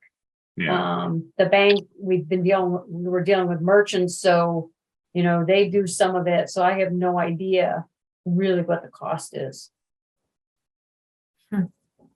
I mean, Jen Sharon, might have a better idea. She's on the board. Jen might have a better idea. Right. Sharon, do you know where we might be able to look that up? Are there like closing cost documents in the land records or other? There is documents in the land records, but I don't know if it indicates any fee that they paid. And yeah. Yeah. I have to look. I don't know off the top of my head. Yeah, either Anthony would have to look at the revolving loan fund stuff. I don't know if I'm sure he's got files on each person who borrowed money. Or I hope they have files. Yeah. What's that, Sharon? To a certain extent, he may, but Right. most of the important documents are recorded in the land records. Yeah. No, I was just thinking like the application, if the application had on there what the fee was and what they've had to pay, Remember a fee being paid unless they did it at closing, but Right. Well, and that's my point. We say we're going to charge them, but I don't know if we ever do. I mean, and I think that's the part where Fred would like to get the treasurer's office involved to make sure that all that stuff is done. Yeah. Because once it Yeah. leaves his hands, he doesn't follow up with it. We don't Right. follow up with it. Then it's been in Jen's hands or the treasurer's hands to finalize all the documents and paperwork. Mm-hmm. I think there should be some kind of a minimum there, Valerie, just so to stop people from, well, I'm gonna apply and there's no non-refundable if I don't. Oh, I agree. I completely agree with that. Yeah. Okay. Like I said, there's a baseline administrative level of effort that applies to every application regardless of the amount, and that should at least be covered so that the Right. town's expenses are at least basically covered. Right. And my guess is we can ask Kevin Brennan, okay, what do you normally charge? Because I'm sure he's probably got a flat fee because he's got all the paperwork, So, I need the next year and have some income for tax purposes. This is another comment. Have we ever actually done this? Late Yeah, I charge, don't- yeah. I don't know if we've ever done this when anybody's made a late payment. We'd have twice as much money in there if we did. We got a lot of Probably. late- Right? Yeah. I'm gonna wait till. I do have a question back under the insurance section that's on the other page. Oh, sure. Yeah. Under insurance, number 3, business liability insurance shall be carried by any recipient. Wait, that's shall be carried by any recipient of low funds. Okay, that's fine. Then what was the other one? Oh, the next one, number 4.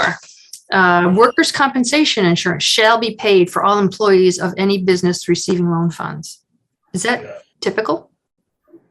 I mean, does the town get in the weeds to that level for borrowers that the town has an interest in that? Yeah. Why is that there? That seems like Yeah. a very odd. I mean, if an employee gets injured on a project that the town has loan funds in, it's not the town's fault or problem, right? Valerie's gonna. It's just a question. It caught my eye. Workers' We got the- compensation. So that if I die, she'll be able to get on the higher. Shall be paid for all employees of any Yeah. business. I mean, technically, they're supposed to carry workers' comp insurance. So. Well, not necessarily, not if they're self-employed, they don't have to have workman's comp. Right, but I'm saying this If says there's for a all sole proprietor. employees. Yeah, I have a lot of meat. I need to cook tomorrow. But then a sole proprietor wouldn't be an employee. I'm not, no, I'm 40. Well, yeah. And a contractor, That's a fine subcontractor line. isn't an employee. I just wondered what the connection is between that, I have that no idea. requirement and this loan program. I have And no idea. what grounds we have to say that? Yeah, and what if they don't? I mean, And what what if grounds they we have to, yeah? How What if do they we- have it for the application and then cancel it the next week? You know, right. Well, they can do that with any of these. of course. Other stuff. It's kind of like getting insurance on your car to register it and inspect it and then cancel it. At your own peril. Right. So the one situation that we ran into recently was, business moving the stuff that we bought out of town. Right. Do we have any recourse there that? Call the note, foreclosure. Right. But in that particular instance, and perhaps others, hypothetically, it could be more costly to the town to do that. We're way down on the totem pole on that one.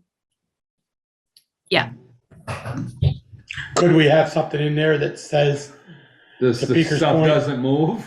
well, if it does, the interest rate will go to the next level? How about have it in the terms, if you got a loan at 6 and you move out of town and you're established business, you move to a bigger building in Middlebury or wherever, it goes to 8%. Well, that happened here where they moved out of town and we agreed to let them continue to pay it. We could have called the note. Mhm. I mean, it does say in here, you must stay within the town. You can't move, if you move out of Yeah, town, somewhere in well, here it that's- says that.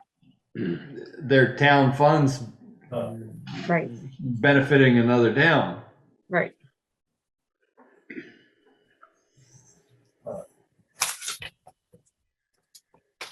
I mean, as long as we're getting paid, that's the important Right. thing. Right. Right. Is there a statement in these guidelines or policies where it says that the asset must be located within the town of Bristol? I think I believe that's in here somewhere. We'd have to look for it. But Right. I couldn't find it in my quick review. I didn't do a word search, but under that foreclosure section, foreclosure may be considered for the following circumstances, and then add a number 6 if the assets are moved out of town. If the funded asset is moved out of town. You're saying under the foreclosure section? Yeah, add another one, a sentence, 6, number 6. You have to go up, Ian, because Where is that one? Sorry. right, there's forbearance. Keep going. Valerie, Right there, do- C. Yep, C, foreclosure. And what was your suggestion, Val? If the assets are moved out of town,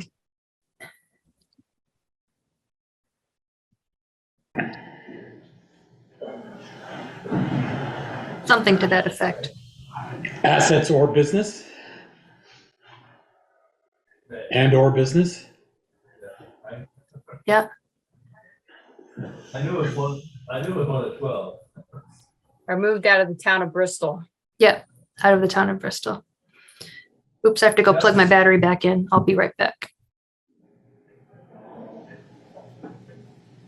If the assets and or business are moved out of town, what are we saying? The loan, the note should Well, be it's already called? under the foreclosure proceedings. Says foreclosure may be considered for the following circumstances. So you Okay. can just say out of Got town it. of Bristol. You know, Peter, up there, they said the assets couldn't be financed or refinanced. You could, like, if you wanted to buy a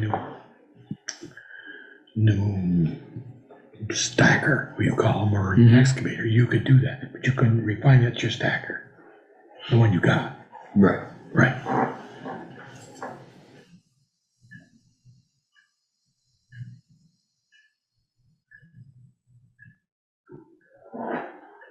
Okay. Are we gonna, I have a question, you probably heard me talking to Peter. So let's say an excavator, or people wanted to come in and buy a piece of equipment, brand new piece of equipment, and, you know, it's a $200,000 CAT machine, and CAT holds 2/3 of the note, and they don't have any money to put down, and they come to us. And then they use it 4 or 5 years, and they go belly up or go out of business. Where do we stand? CAT's gonna get their money for their machine, but we're not gonna get any for us. I mean, they have to sign a personal guarantee, so we could go after other assets. They'd still be responsible for the note Okay, personally. But again, that becomes the point of money. Sharon says that the application fee is $50 due at the time of application submitted. Yep. I had no idea there was an application fee. I thought it was 1%. Okay. and where does that show in the revenue page, right, Ian? In the budget? We don't, yeah. Yeah. We wish. Val, did you hear that? I just caught the tail end. Yeah, Jen says that the application fee is $50 and it's due at the submission of the application. Okay, that's fair. That's reasonable.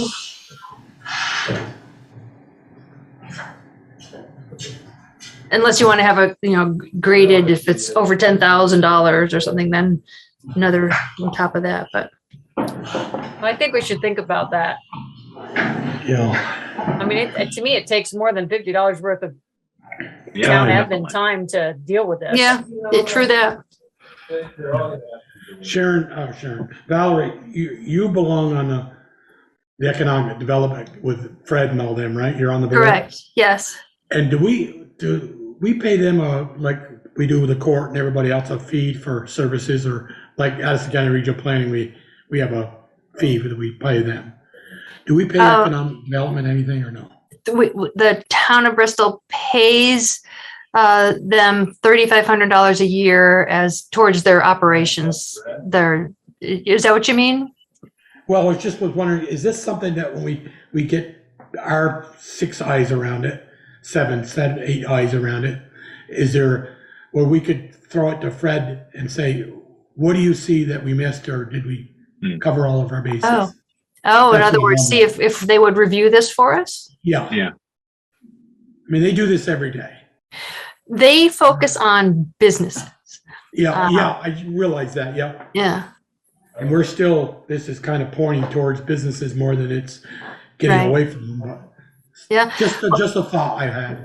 No, actually, I wondered a little bit about that myself earlier, last week, because Fred copied me on a thread of communications. There is a business that is considering opening a second food truck in Bristol, and they're looking for funding through that organization, the Addison County Economic Development Corp.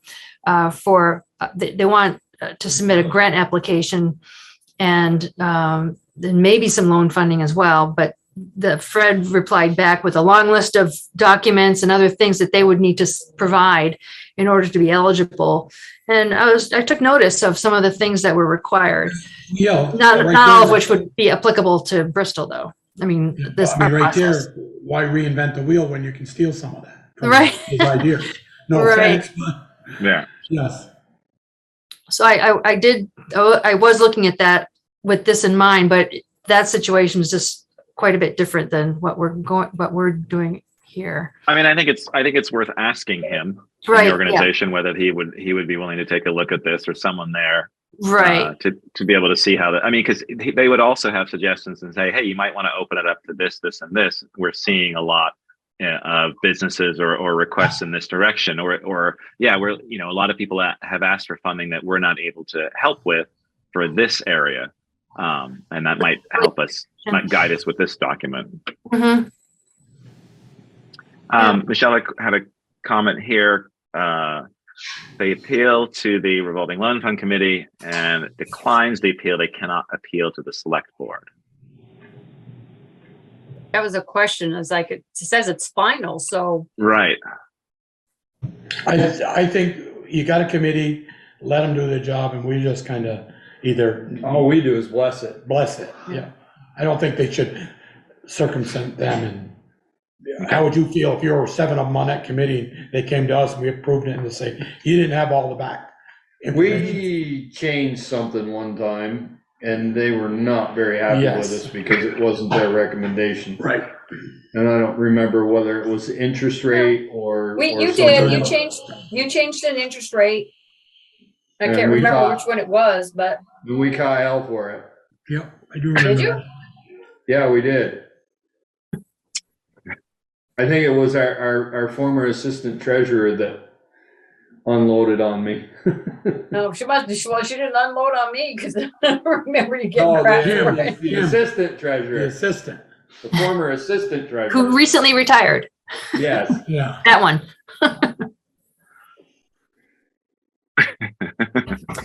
I also All right. took notice of the paragraph 5 there, the limitation of general administration cost.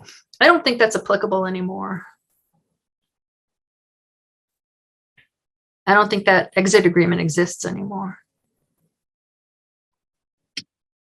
No one's It's gotta monitoring. exist- No one from the it's gotta state. exist somewhere. No one from the state is monitoring this program. Well, no, I'm just saying that exit agreement has to be somewhere, Book number 5 in the land records. right? Somewhere. All right. So so Bristol Community Development Program, is this all still relevant to? Well, you gotta This? change the Bristol Community Development Program to revolving loan. Right. But aren't we spelling this out in the wording above? Or is this now duplicating? I think this is more detailed. Yeah. One question I had on the eligibility guidelines and criteria number 3. How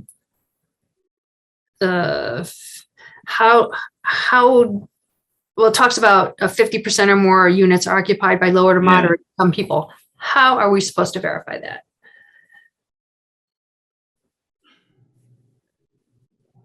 Unless there's already some agreement through the Addison County Community Trust where they already have a monitoring agreement set up. Yeah.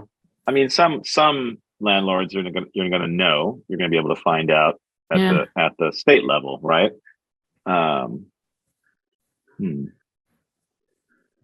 If they're already enrolled in some sort of program. Right.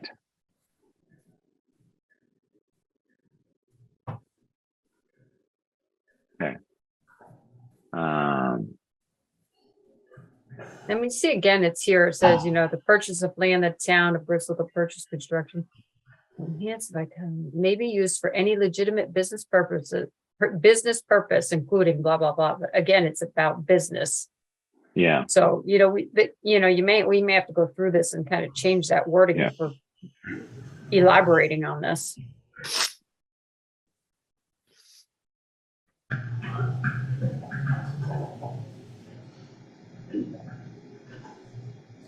Can I see that Ian, can you scroll back up a little bit? I'm still trying to figure out the last of that. The funds are not available to finance. I'm just going to leave out the rest of existing company assets. Right. I'm going back to Existing. Existing, okay. Yeah. I don't know how Is you. that number 2? Is that Bristol Community Development Program need to be changed, or is that? No, it needs to be changed though.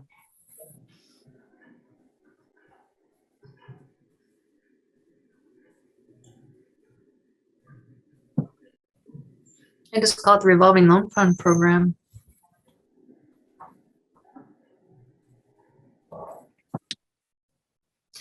And under the underwriting guidelines, number 5, now granted, I don't have experience with underwriting loans or reviewing financial statements or anything like that, not really. But is a personal financial guarantee always going to be required? Yeah. We've required it on everything. Okay. As far as I know, they're supposed to be requiring it. Should go back up, Leon, if you could, just a little bit. Run number 5. No, the number 5 is the next one up. Prior to receiving a loan, should that say, let's say they owe the IRS, their state tax department, a lot of money, or we don't care? If they owe the state tax department a lot of money, there's going to be a lien on their property. Most likely. Well, not necessarily, not if they, if it's just like 2 years, a year out, should that say all? No, if you owe taxes to the Federal state, and state income and property taxes? they usually file a lien pretty quick, within 2 years. I mean, if it was well, I know it's back to businesses, but if it was a landlord that had a number of apartments here and had some in Burlington or Colchester or wherever, and they owed money to them. Yeah, so here's a question about, and I don't know what Kevin does, we usually have him do the paperwork. So I don't know if he does a title search, actually does a title search on properties that we may be giving loans to people. I mean, if he does. Good question. I just think about Chris's property. He was leasing that. So what does he do a search on? He's not really, if they're buying a building, that's different, because then you can look and see, if there's a mortgage on the property, if there's a lien on the property, whatever. But when you're just doing assets, there's really no way to. No, and the only reason we knew that one of the people that has loans out from us was because I brought it up. He has IRS and state of Vermont tax liens against him, but he doesn't own property here. Right. But when you have a federal tax lien, Yeah, it's in the land can be- records. and that can be on any property you own pre or post. Or just on your Your income lien. you haven't paid, if you haven't paid Right. your taxes to the IRS or the state of Vermont. Could that be into that same question when I asked earlier about, have you ever filed for bankruptcy? Could it also say, have you ever been, Do you have delinquent do taxes? you have delinquent federal, state, or Delinquent income- taxes, period. delinquent taxes, period?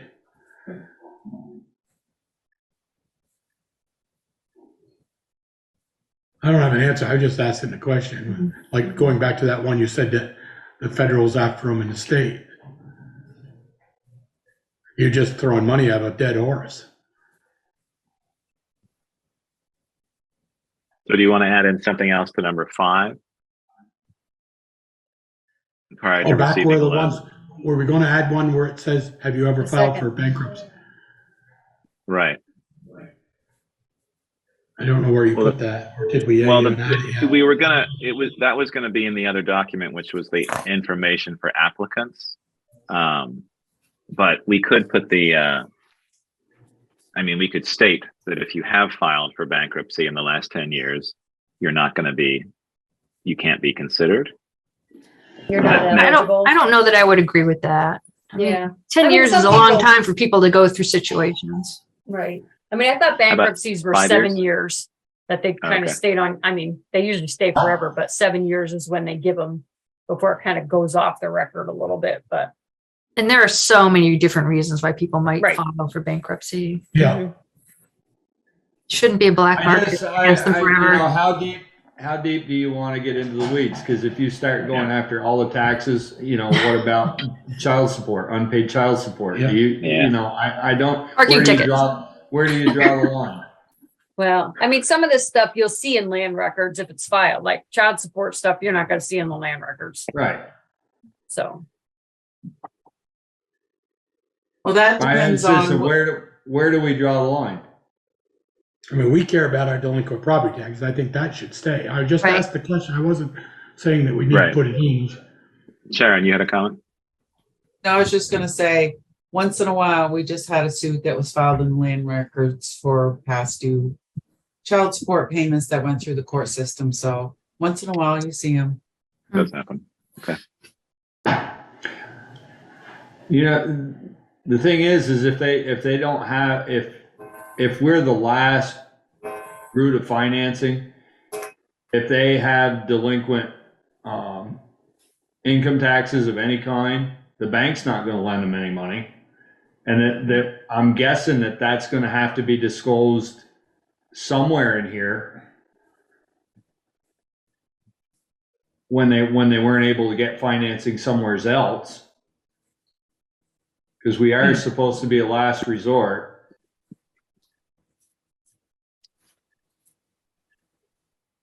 And that's where I think if we're the last resort, kind of like going to a loan shark. I hate to say it. We're not a loan shark by no means, but then the interest rate should be not considerable. It should be higher by a few more pennies, percentage than a standard loan, because you're going to last resort. I mean, Unless- it is higher, Joel, and they're in one of these, and it may be the ones that it tells you how that's calculated. Okay. So you'll have to wait till we get to Somebody that said, point. the bank will give me 2/3 of this. I need another third, or need another 20%, and I'm putting in another 10%. Then that's not a risky, to me, the bank has done their due diligence and said, he's good for the money,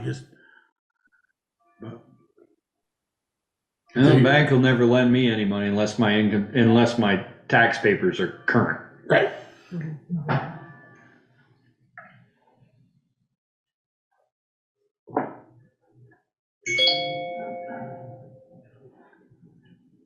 Yeah, I don't know that any of this is really, Is that I really mean, being we advised? do not do this. I have not done this point system on any that I have been involved in.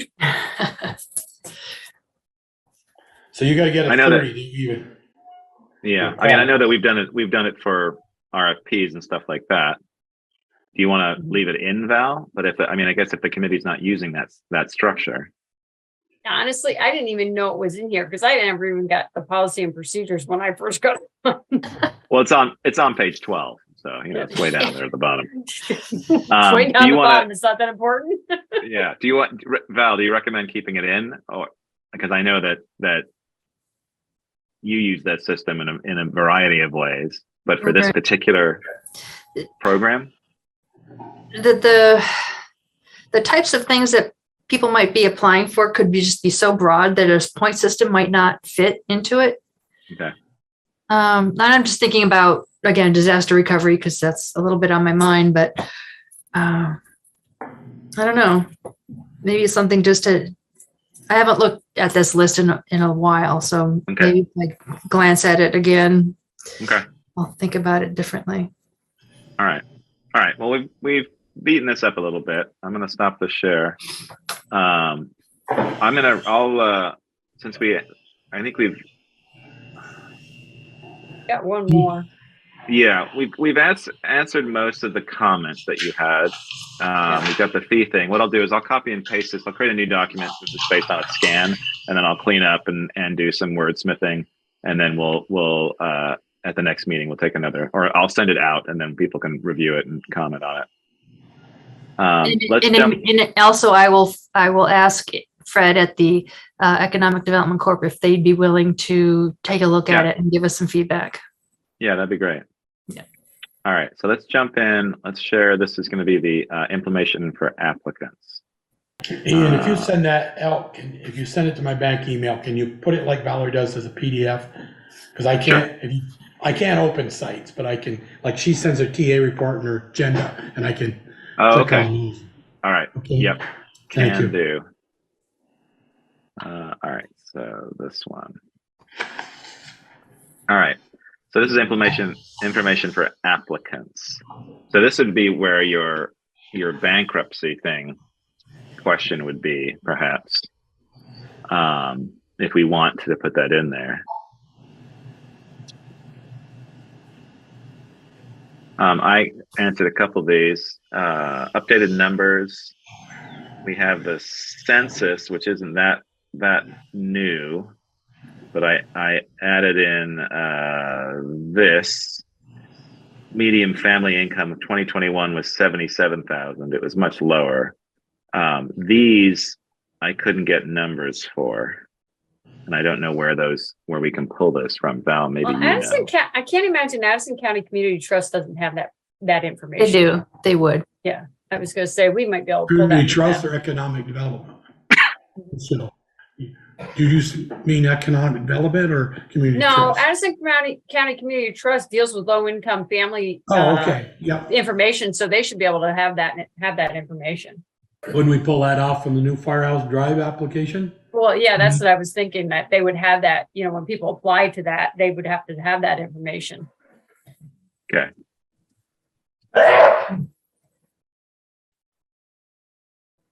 All right. Yeah. So I updated this. Can that So first paragraph up the top, Ian? Sure. Where it says, that will benefit the Bristol community, especially its low and moderate income Bristol community, or going back to Valerie's comment about individual loans for people to winterize their homes, or is that word to add something to that there, or no? Is that the spot to add?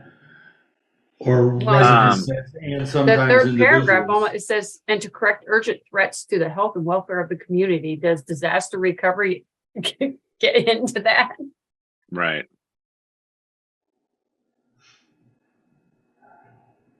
And then we do have this, which is based on the other document too. Create, maintain jobs, The first rehabilitate paragraph has housing. it wrong, I think, Joel. The project benefits the Bristol. And sometimes individuals with projects that might benefit the Bristol community. Well, that doesn't, no, that's the community as a whole. Yeah. I'd like to say threats to their health and welfare of the community, and weatherization to, homes or something of that nature. Well, yeah, I guess. Is I that mean, I what was you just want? thinking down, it might be better to put it down and the funds can be Below? used for, Oh, put it in Yeah, okay. that here. section. Yeah. Yep. Which is what we have. Let me jump back to the other one. guidelines. Yeah, because we have in the guidelines. I mean, it's weird that we have these two kind of documents that are differing. We really need to blend these together, because under eligible activities, we start with rehabilitation of either owner or non-owner occupied housing, and then in this one, our first one is to help businesses create jobs. So we're not consistent there. The jobs part is the second. Yeah, so you could say, let's say if we take this part from the previous document and we drop it in, it's essentially, well, yeah, it's all different. If we drop this in,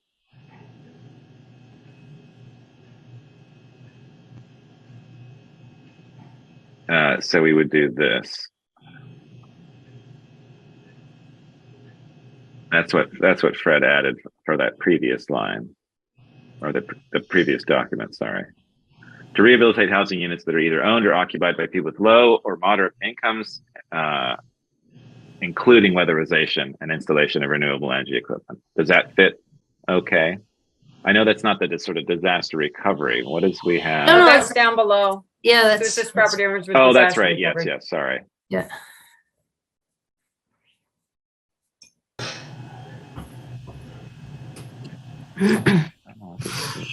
Okay. Yeah.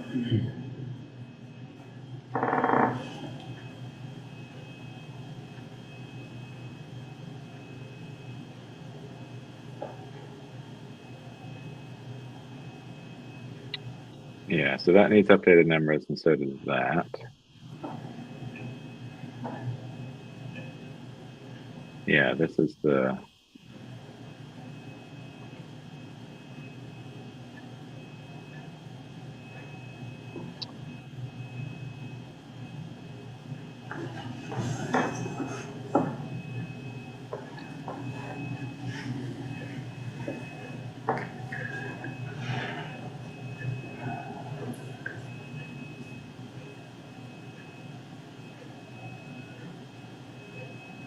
Okay.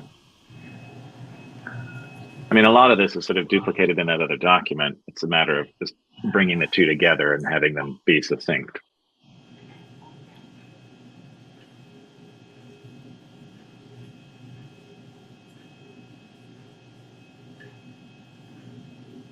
And again, we might be able to share, we could share this and the other one with Fred and get his opinions.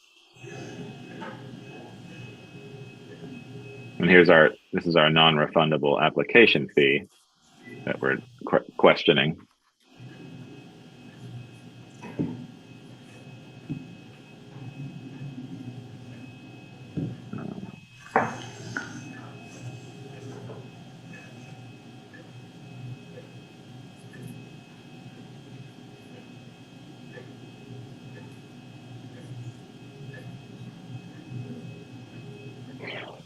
Anything here?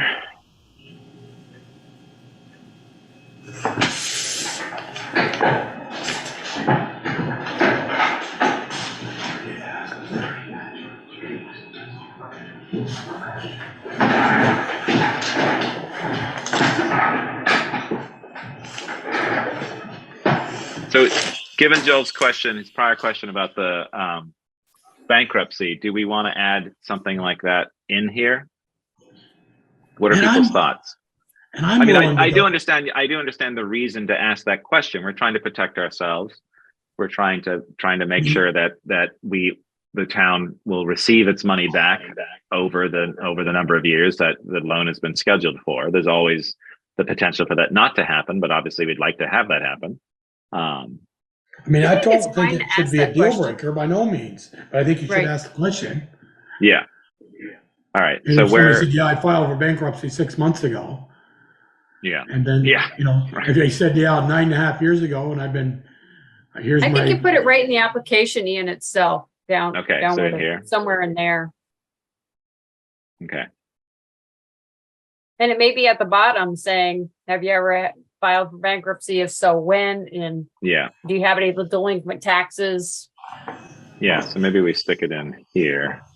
Oh, and the delinquent taxes. Okay. I don't know. Yeah. No, I- I know. kind of, Yeah, I think it should be there. If they choose to hide it, then, It was on the other document, I don't know. yeah. If we've asked for it in the other document, we ought to have a place to put it in this document. I Yeah. would think. then I would just put a yes or no and have them check it and then say, if so, Yeah. when.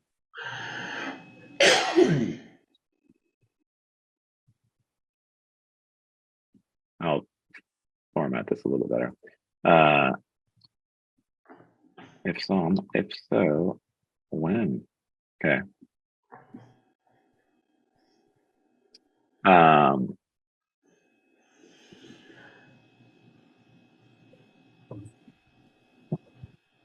Okay, so let's put that there. And then do we want to ask the, what was the other question?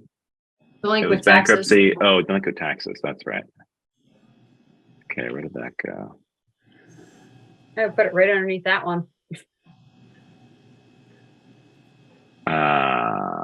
So, okay.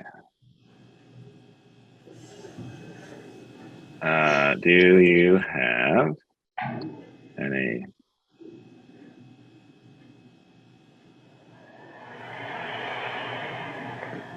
Is it property taxes specific? Is that correct? I think I would just do taxes. I would Okay. eliminate the property there. Okay. Do you say yes or no? And then you could say what type or what kind of Yeah. taxes? Right. Yeah.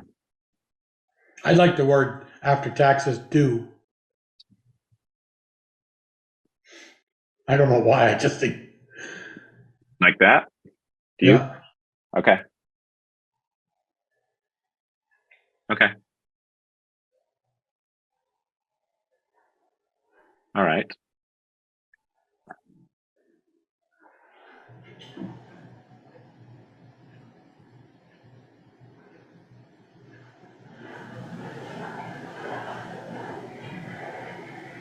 I mean, it's a pretty detailed application. I mean, the people applying have to present a lot of detail. Some are better than others. Yeah, right.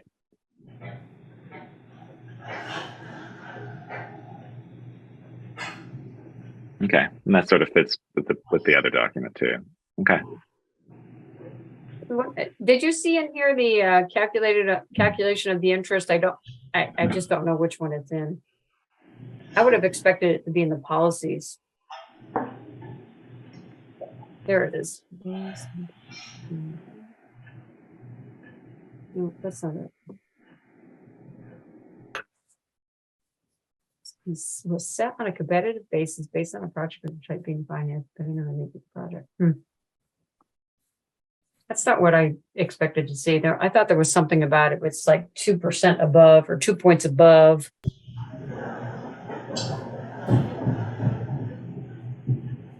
That's all that's in this one. Let me look at the other one quickly. Because you'd think that would be in there.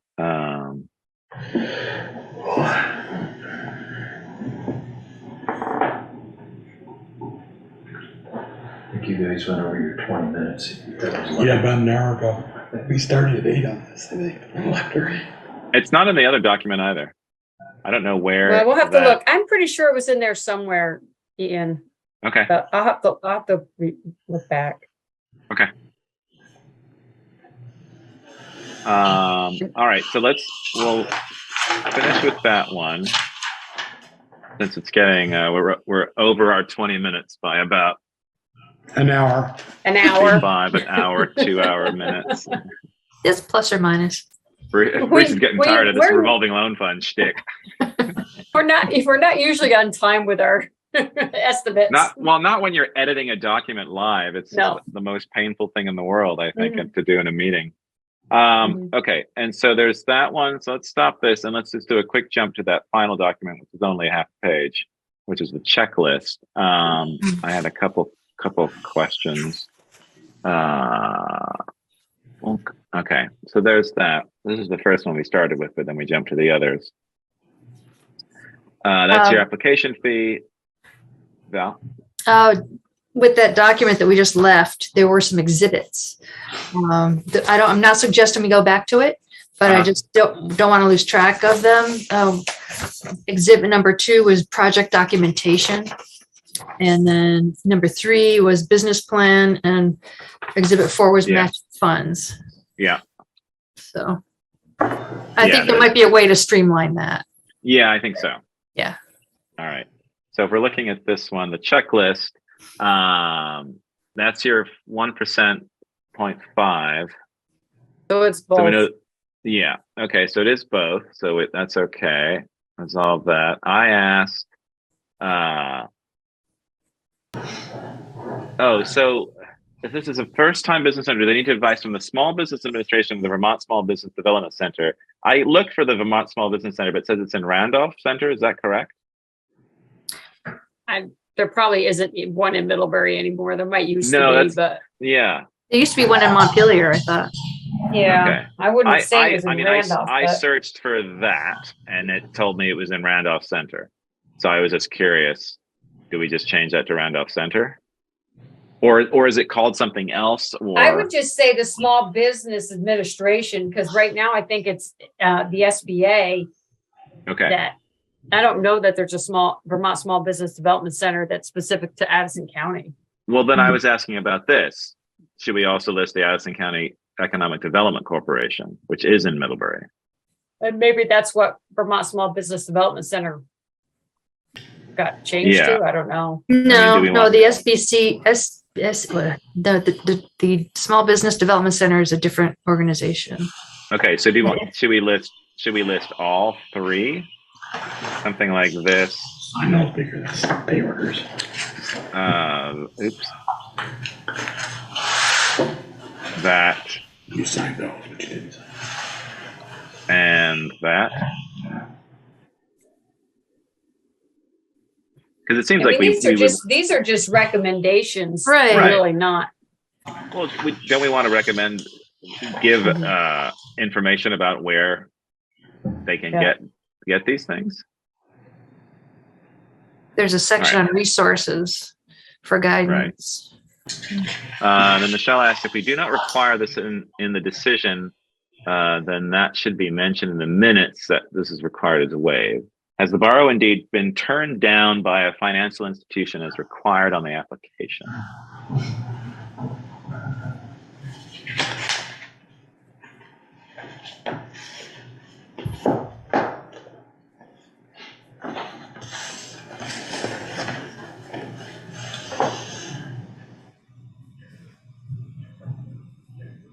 How do you want to? Well, I guess isn't it normally recorded in the minutes if you're in the meeting? I don't know if that was I don't know if that's specifically identified in the minutes that, Okay. No, and that's also the kind of a personal thing that you wouldn't want in minutes, because that's a public document, and you wouldn't necessarily want to disclose to the public that a borrower been turned down. Yeah. Okay.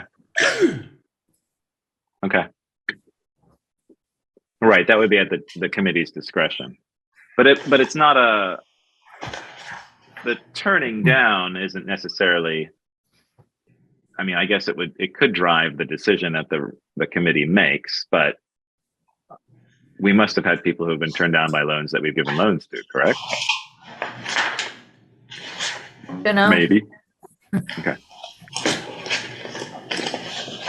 Okay. Well, we've beaten this a little bit. I think great progress. This was good. Yeah. Yeah. So I'll do some updates on that, and we'll get some new versions going with our updates this evening. Thank you, everyone, for that. All right, let's move on. 9:20. Let's see. We've got item 3. Consider nominees for the American Legion Post number 19's Above and Beyond solicitation. Did they have a list somewhere, Val, of who's already been Don't they usually have a list of who's been Yep, and in nominated their or letter, who's been awarded? yeah, there's a copy of the letter online, and the list Okay. has included previous recipients were the Gordon Brown family, Brian Fox, George Smith, Roy LaRose, Mr. and Mrs. Russell Baker, Jim Rivers, Brenda Booton, Eleanor Scully, James Goodyear, Peter Bouvier, Brett LaRose, Wayne Preston, Kevin LaRose, Alan Clark, Denny Coda, Ted Lilas, Todd Goodyear, Connie LaRose, Peg Casey, Porter Knight, and Eric Forand. Oh, was Eric last year? I believe so. That's nice. Well, if anyone has any suggestions, feel free to throw them out. Obviously, we have our dedication this year in the town report, but that gentleman is not on this list that you just read. Mhm. And I think he's a good candidate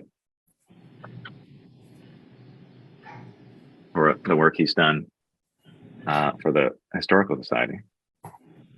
I think in the past, when the select boards discussed this, you chose to meet an executive session regarding kind of like on the umbrella of personnel or town officials.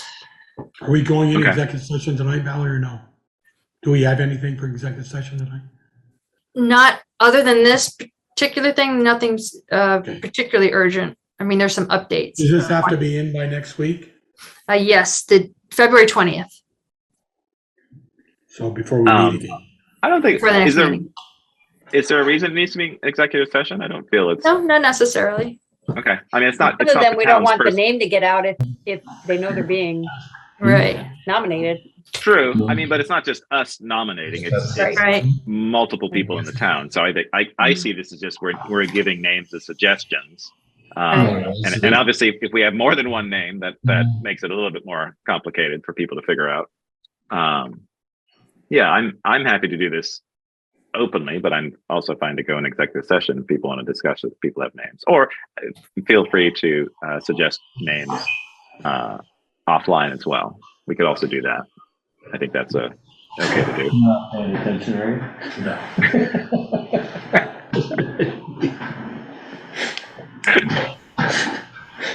Good. That's good. Val, I like that suggestion. Yeah. Yeah, he didn't see it. She could have done a little bit more sneakily, I think. Well, yeah, feel free. I think if we do it by email, if people have suggestions, Yeah. and then we can send those along. I think that would be fine. All right. Well, we have a couple of good names. Oh, weird.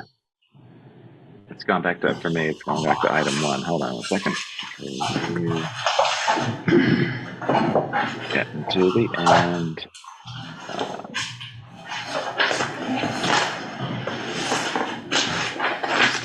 Item 4, authorized accounts payable warrant in any liquor or tobacco licenses. What's there? Yeah, usually we read it. Okay, accounts payable warrant was 80,045, nothing out of the ordinary, In 63 cents. and And 63 63 cents. Just Thank wanted to you, get it right Joel. for the record, Sharon. We signed it, Pete and I signed it. Lovely. And the liquor license I have a second-class liquor license from Maple Fields, as well as a tobacco license and a tobacco substitute endorsement for approval tonight. What's a tobacco substitute endorsement? I don't know, is that like the Vaping? vaping? Yeah, that's what I would assume. All right, so we need, with our new rules, Sharon would like a motion for those, the tobacco. Is that not And cannabis? alcohol. No. Not cannabis. Okay, Cannabis is the only animal. okay, that's all. I just was not, didn't want to prove it, but just somebody slipping, gonna sell it. Do I hear a motion on that? So moved. Thank you. We have Second. a second. Thank you. Michelle seconds. Any further discussion? Hearing none. All those in favor say aye or raise your hand. All right. Aye. All those against nay. Motion carries. Thank you. Item 5, Select Board Roundtable. Joel.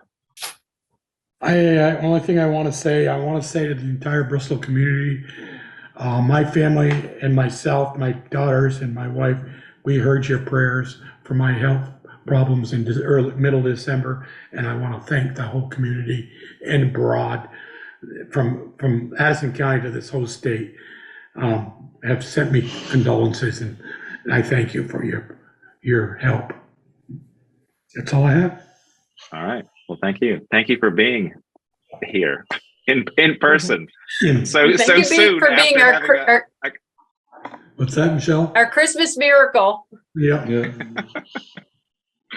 Yeah, amazing. All right, Peeker, I'm good.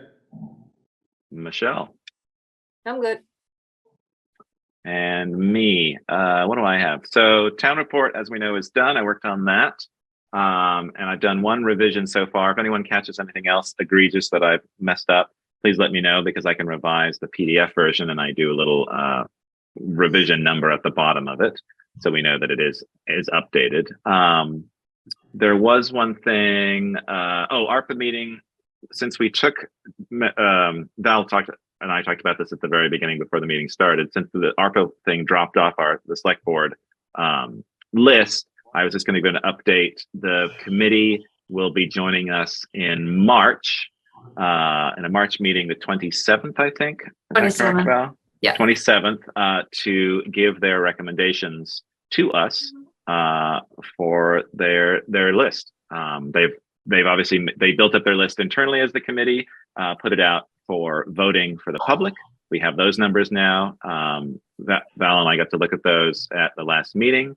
And it was really interesting. So now it's presented to us, and it'll come to us in a abridged form where it's just the suggestions and not dollar amounts attached. There are dollar amounts available that some of the institutions had submitted for those, but obviously that's sort of dependent on other funding, things like that. So it'll come to us in a form where it's their top picks. And the committee is still very grateful that we haven't spent the money. We had one of the committee members had concerns that we had spent the money already. And I assured them that we have not spent the money, that we were looking for the committee to do that. And so they were very grateful. And they in turn had people ask them, they had spoken to someone, I think, in the supermarket about this, because they knew they're on the committee. And that person, a member of the public, said, "Oh, don't worry about that. I don't want to answer that, because the money's probably already been spent. The select board has already decided what to do with that." And so that got them thinking, the committee member, and I assured them that no, that's what this committee was charged to do. So they were very grateful for that reassurance. So that's good. So yeah, that'll be exciting. It's a really interesting list. I think, given the amount of money that we have, it seems like everything on the list is very fundable. And one of the higher things on the list is the grant writing position that was suggested by one of the committee members. And my hope is that we can find somebody to do that position, and then have them help us find other sources of funding for the remaining items on the list. And we know a few of them, but then to go after that funding, it's just the time involved in that. So I'm hoping that we can actually hire someone to be able to help us with the rest of the list, which in turn would allow us to do even more items on the list that didn't come into the top 20. So we'll see what happens. And I think that's it for me. Other business, correspondence reports, correspondence received. Anything? There were a few that you had in there, Val, I saw. I have links on the website to a lot of different documents. Some of them are summarized in the TA report. We've received copies of various permit renewals, the road permit and the indirect discharge permit, which includes a number of conditions that we should be paying attention to. VTrans issued their pavement marking letter to towns, letting us know what their schedule is for the center line striping, and they want to know what the town's schedule is for projects so that they can coordinate their striping. Hey Val, what was so it says that the only markings V-Trans will be marking this year are the center lines. This may represent a change from previous practice. What was the previous practice? I always thought it was just center lines.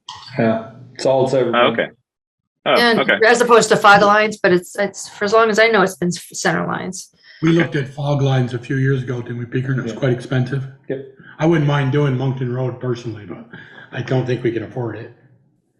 Well, Moncton Road is a class 2 road. I think that gets striped, doesn't it? Yeah, the center, but not the fog lines. Oh, the fog lines, right. Right. Yeah.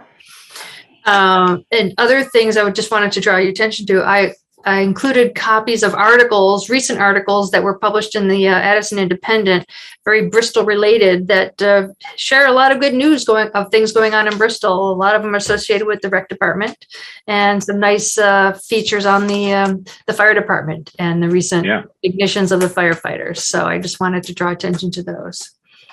There was also, Val, the opioid settlement with Right. Teva, Allergen, and CVS and Walgreens and Walmart. It says we have to opt in if we're going to do that. Is the town going to be doing that? Correct. I have not received that follow-up correspondence to make that action, so I'm keeping my eyes peeled. And but if and when we do receive that, our task is to opt in if we want to participate. Okay, good. All right, excellent. Did you get the email from Eric with the oh gosh, for the upgrade to the diesel engines? No. To see if our loader falls into that category. I know there's money available. I got an email last week. I can forward it to you. I think I showed it to Eric. He said he thought he had sent it to you. There was a correspondence last year about it, but at that time, I think Eric or somebody concluded that none of the equipment we had or had pending qualified. But it could be different this year. Maybe it's something The loader different. qualifies, I believe, and that's on our schedule to replace. Good. It listed what some of the towns had received. And No, I'd like to see. I'll forward that to you. I know there was a town that got money for a loader. There was a town that got money for a plow truck. So there's $30,000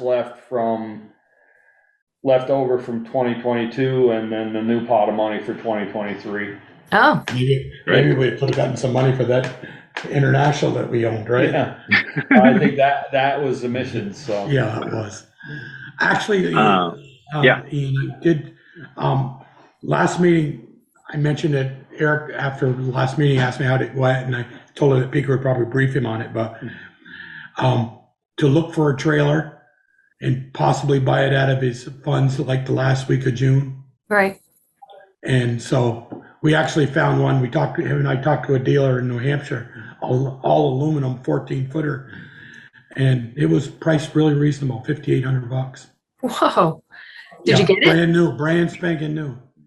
It met all Eric's requirements. So I said, Eric, that's what the board says. I don't want to steal Peter's thunder because he'll talk with you about it. That's what the board was, instead of trying to get it out of the revolving or the truck fund, capital fund, just possibly buy it out of your budget at the end of the year. Mm-hmm. So he said he was going to start pricing them out. Good. Not that we'd go over to New Hampshire and buy that one, but we had some baseline. Mm-hmm. Yeah. Okay. I had one additional. This is for signage. The business signs for the health center that are misspelled, Munsell Avenue, they're going to be replaced sometime in the near future. I had a resident ask about them, and I followed up. I followed up with them with the state last May and pointed out the discrepancies, and they said that they will be redone with the correct spelling and in the correct format to match the other signs.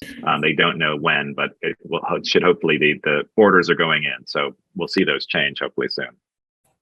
Hey Val, I had emailed Dan Shepherd about the lights on that first bridge. Right. One of them was out. Now it's flickering. So it flickers and then it goes out. Then it flickers and it goes out. Well, now there's another one out on the opposite side. First one on the opposite side as you're heading out of town.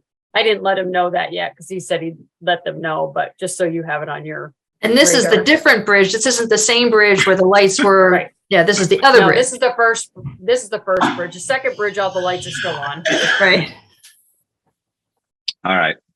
I don't think we have executive session tonight. So Valerie, I sent you that. The deadline for application is March 10th. Okay. all right, got some Thank time. you. No executive session. So I take motion to adjourn. Make a motion to adjourn. Fastest Pick one of motion us, ever. pick the other one to second, right, Michelle? I know. Second. Okay. All those in favor? Aye. Aye. All those against? Nay. All right. Motion carries. Good night, Thank you very much, everybody. everyone. Aye. Good night.